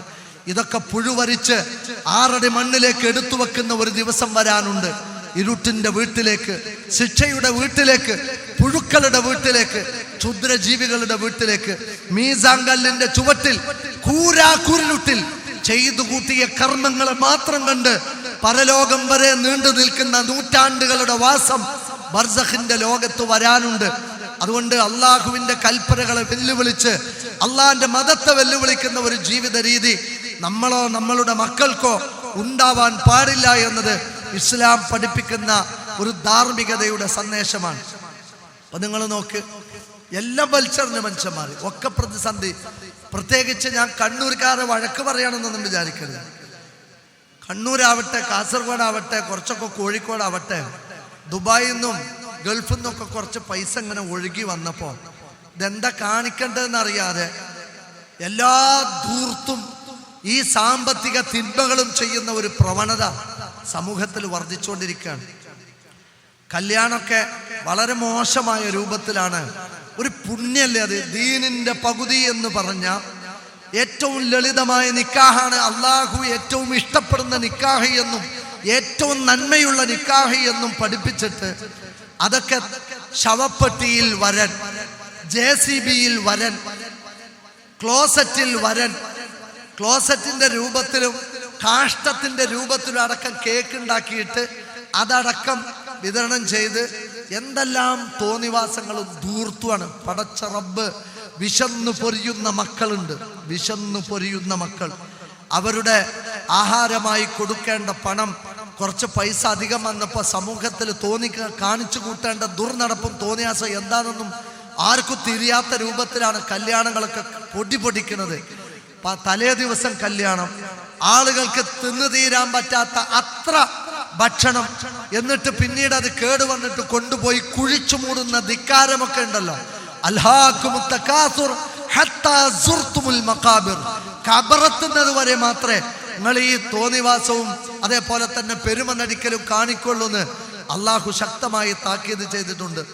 അതുകൊണ്ട് നമുക്ക് കിട്ടുന്ന ഈ ജീവിതം നമ്മുടെ പരീക്ഷണമാണ് എന്നതാണ് കുടുംബ ജീവിതത്തിലാവട്ടെ, സാമൂഹിക ജീവിതങ്ങളിലാവട്ടെ, സാമ്പത്തിക രംഗത്താവട്ടെ നമുക്ക് മനസ്സിലാക്കേണ്ടത്.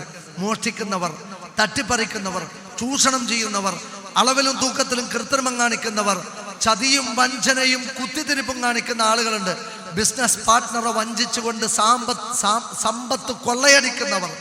ഈ ചെയ്യുന്നതും ഈ കാണിച്ചു കൂട്ടുന്നതുമൊക്കെ ഖബറിടം സന്ദർശിക്കുന്നത് വരെ ഉള്ളൂ എന്ന് പറഞ്ഞ് ജീവിതം എങ്ങനെയാണ് എന്നും ജീവിതം എന്തിനു വേണ്ടിയാണ് എന്നും ജീവിതം എങ്ങോട്ടാണ് എന്നും കൃത്യമായി ലക്ഷ്യമുണ്ടാക്കി തന്ന മതമാണ് നമ്മുടെ ഇസ്ലാം എന്ന് തീർച്ചയായിട്ടും നമ്മൾ തിരിച്ചറിയണം.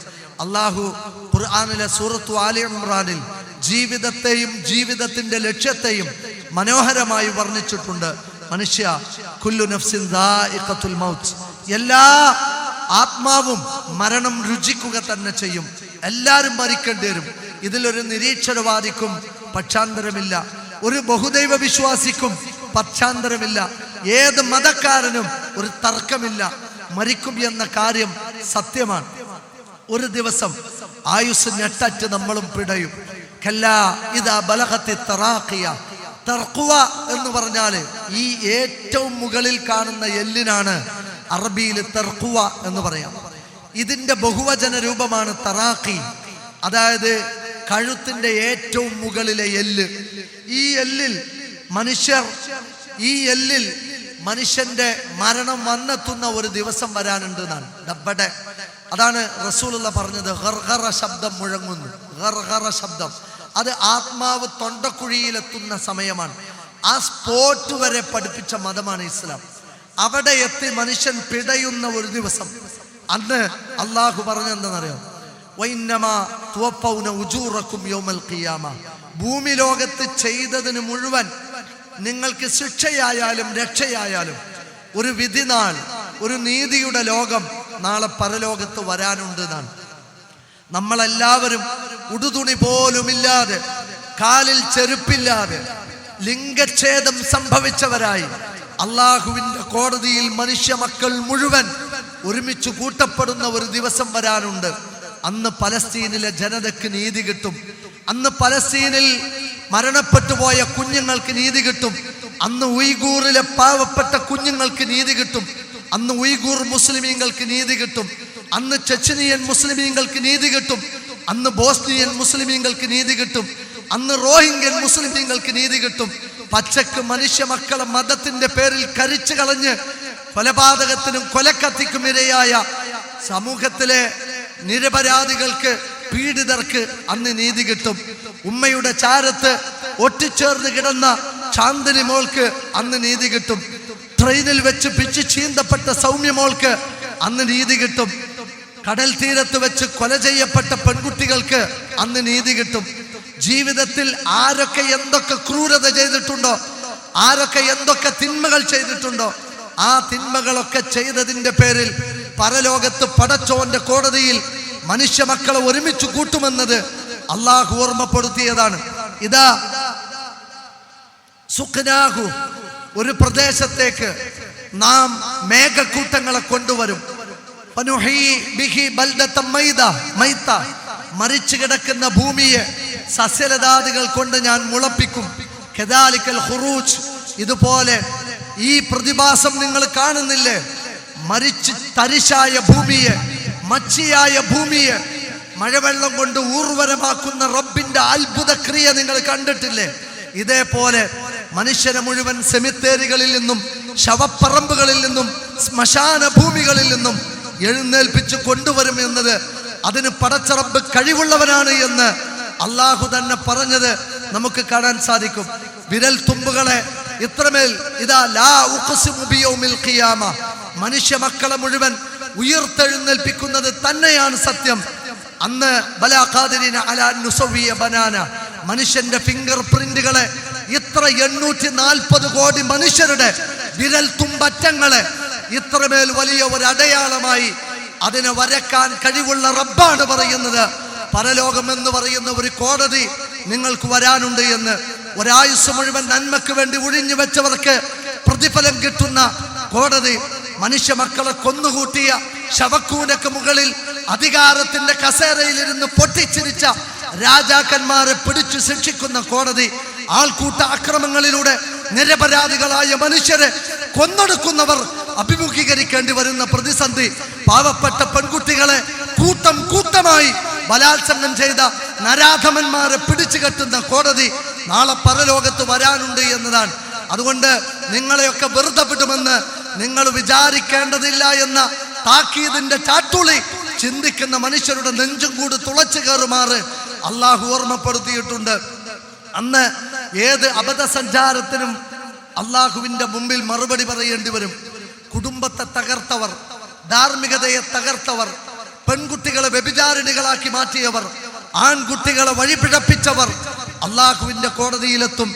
സമ്പത്ത് മുന്നിൽ കണ്ട് പാവപ്പെട്ട മനുഷ്യർക്കിടയിൽ രാസലഹരികൾ വിതരണം ചെയ്ത് വളർന്നു വരുന്ന തലമുറയുടെ ബുദ്ധിയും അവരുടെ കർമ്മശേഷിയും നശിപ്പിച്ചു കളഞ്ഞ മനുഷ്യദ്രോഹികൾ, സാമൂഹ്യദ്രോഹികൾ അള്ളാഹുവിന്റെ കോടതിയിൽ അന്ന് മറുപടി പറയേണ്ടി വരും.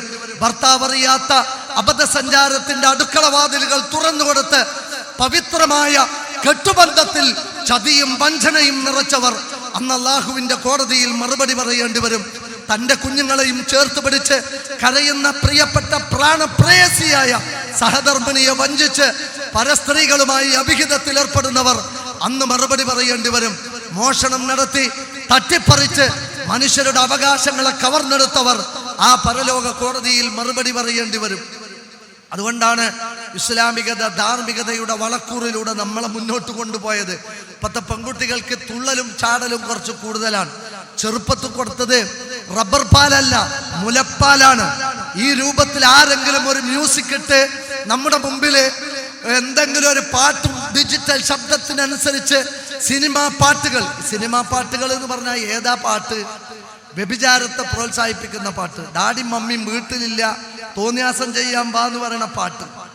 മനുഷ്യ ശരീരത്തെ പിഴിഞ്ഞ് ആ ചോര കൊണ്ട് ഞാൻ ജ്യൂസ് ഉണ്ടാക്കി എന്ന് പറയുന്ന ഇല്ലുമിനാട്ടി പാട്ട്.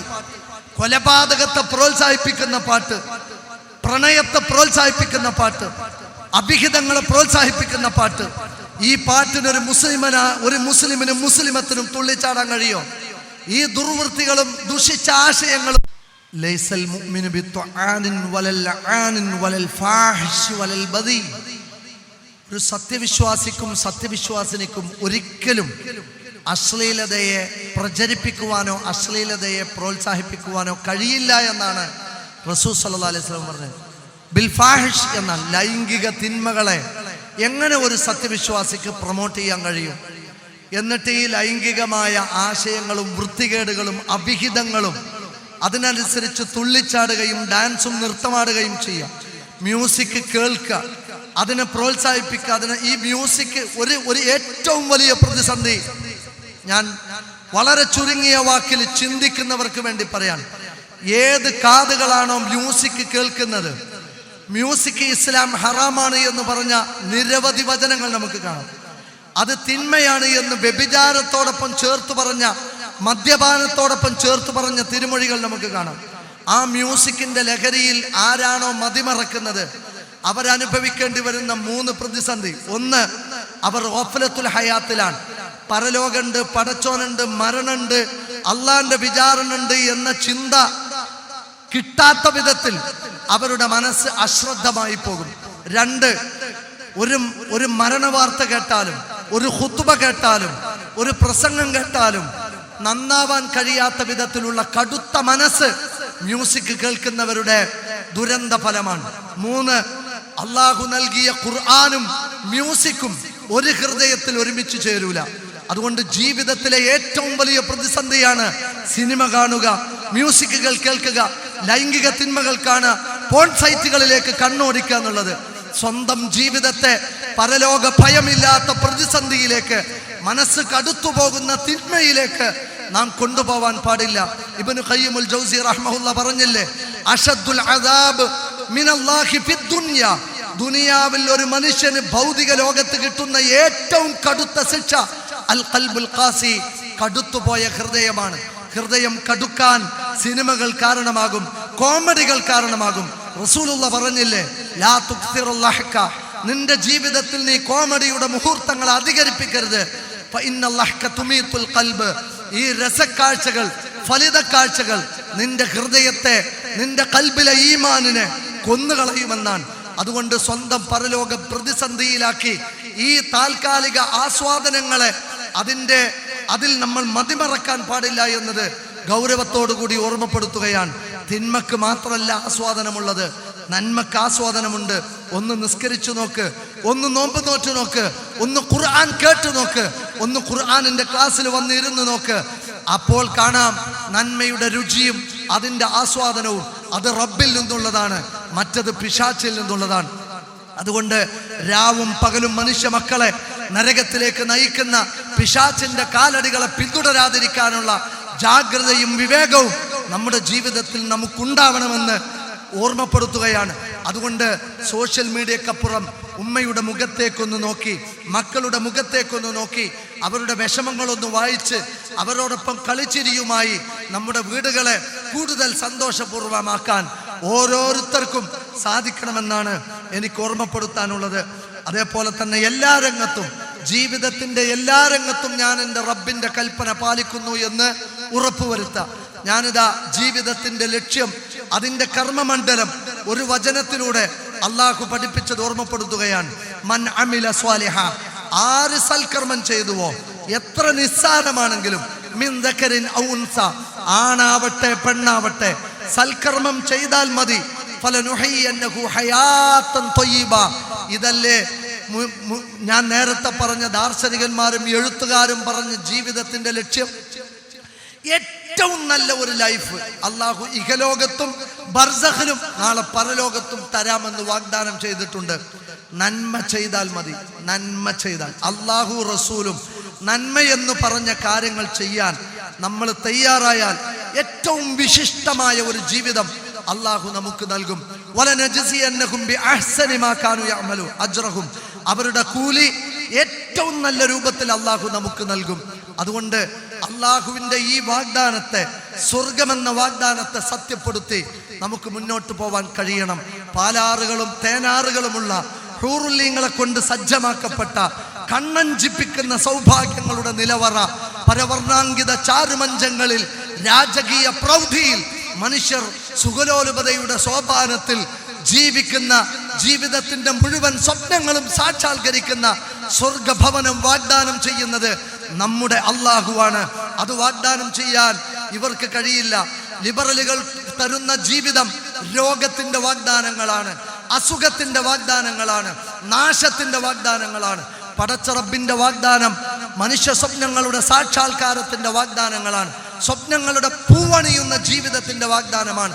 എന്താണോ മനുഷ്യൻ കൊതിക്കുന്നത് അത് മുഴുവൻ ലഭിക്കുന്ന പൂർണ്ണതയുടെ ഒരു ലോകം നമുക്ക് വരാനുണ്ട് എന്നത് അള്ളാഹുവിന്റെ അധ്യാപനമാണ്.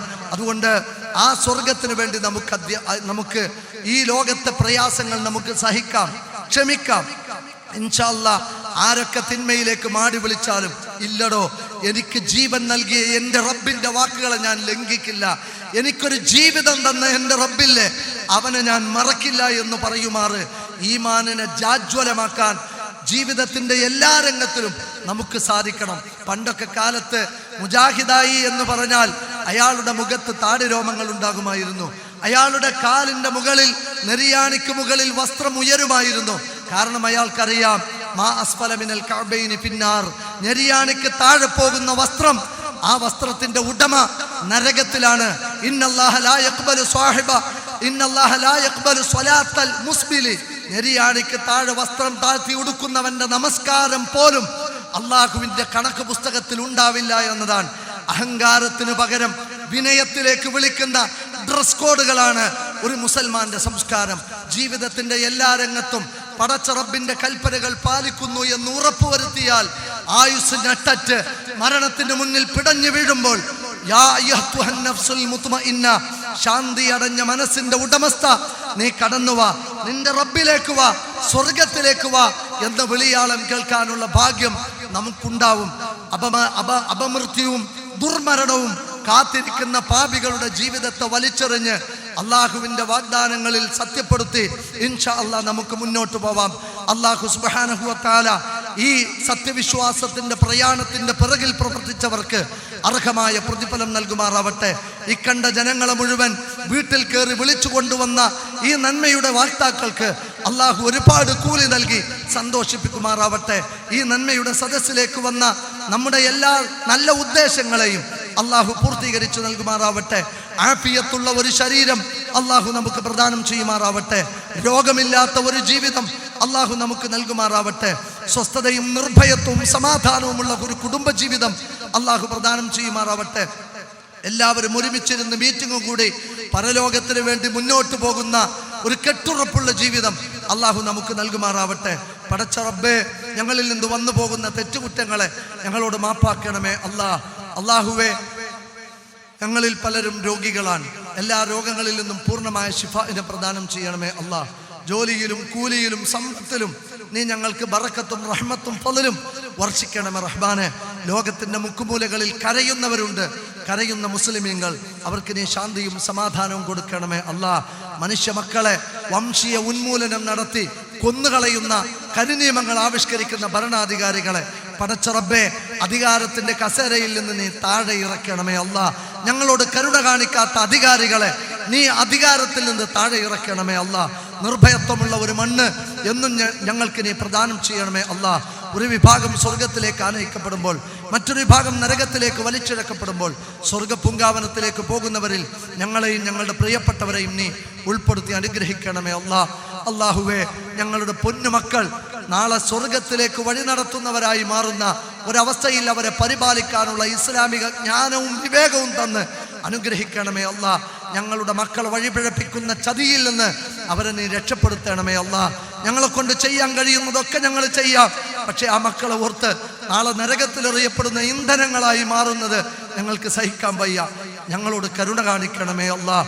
اللهم ربنا تقبل منا دعانا انك انت السميع العليم وتب علينا انك انت التواب الرحيم.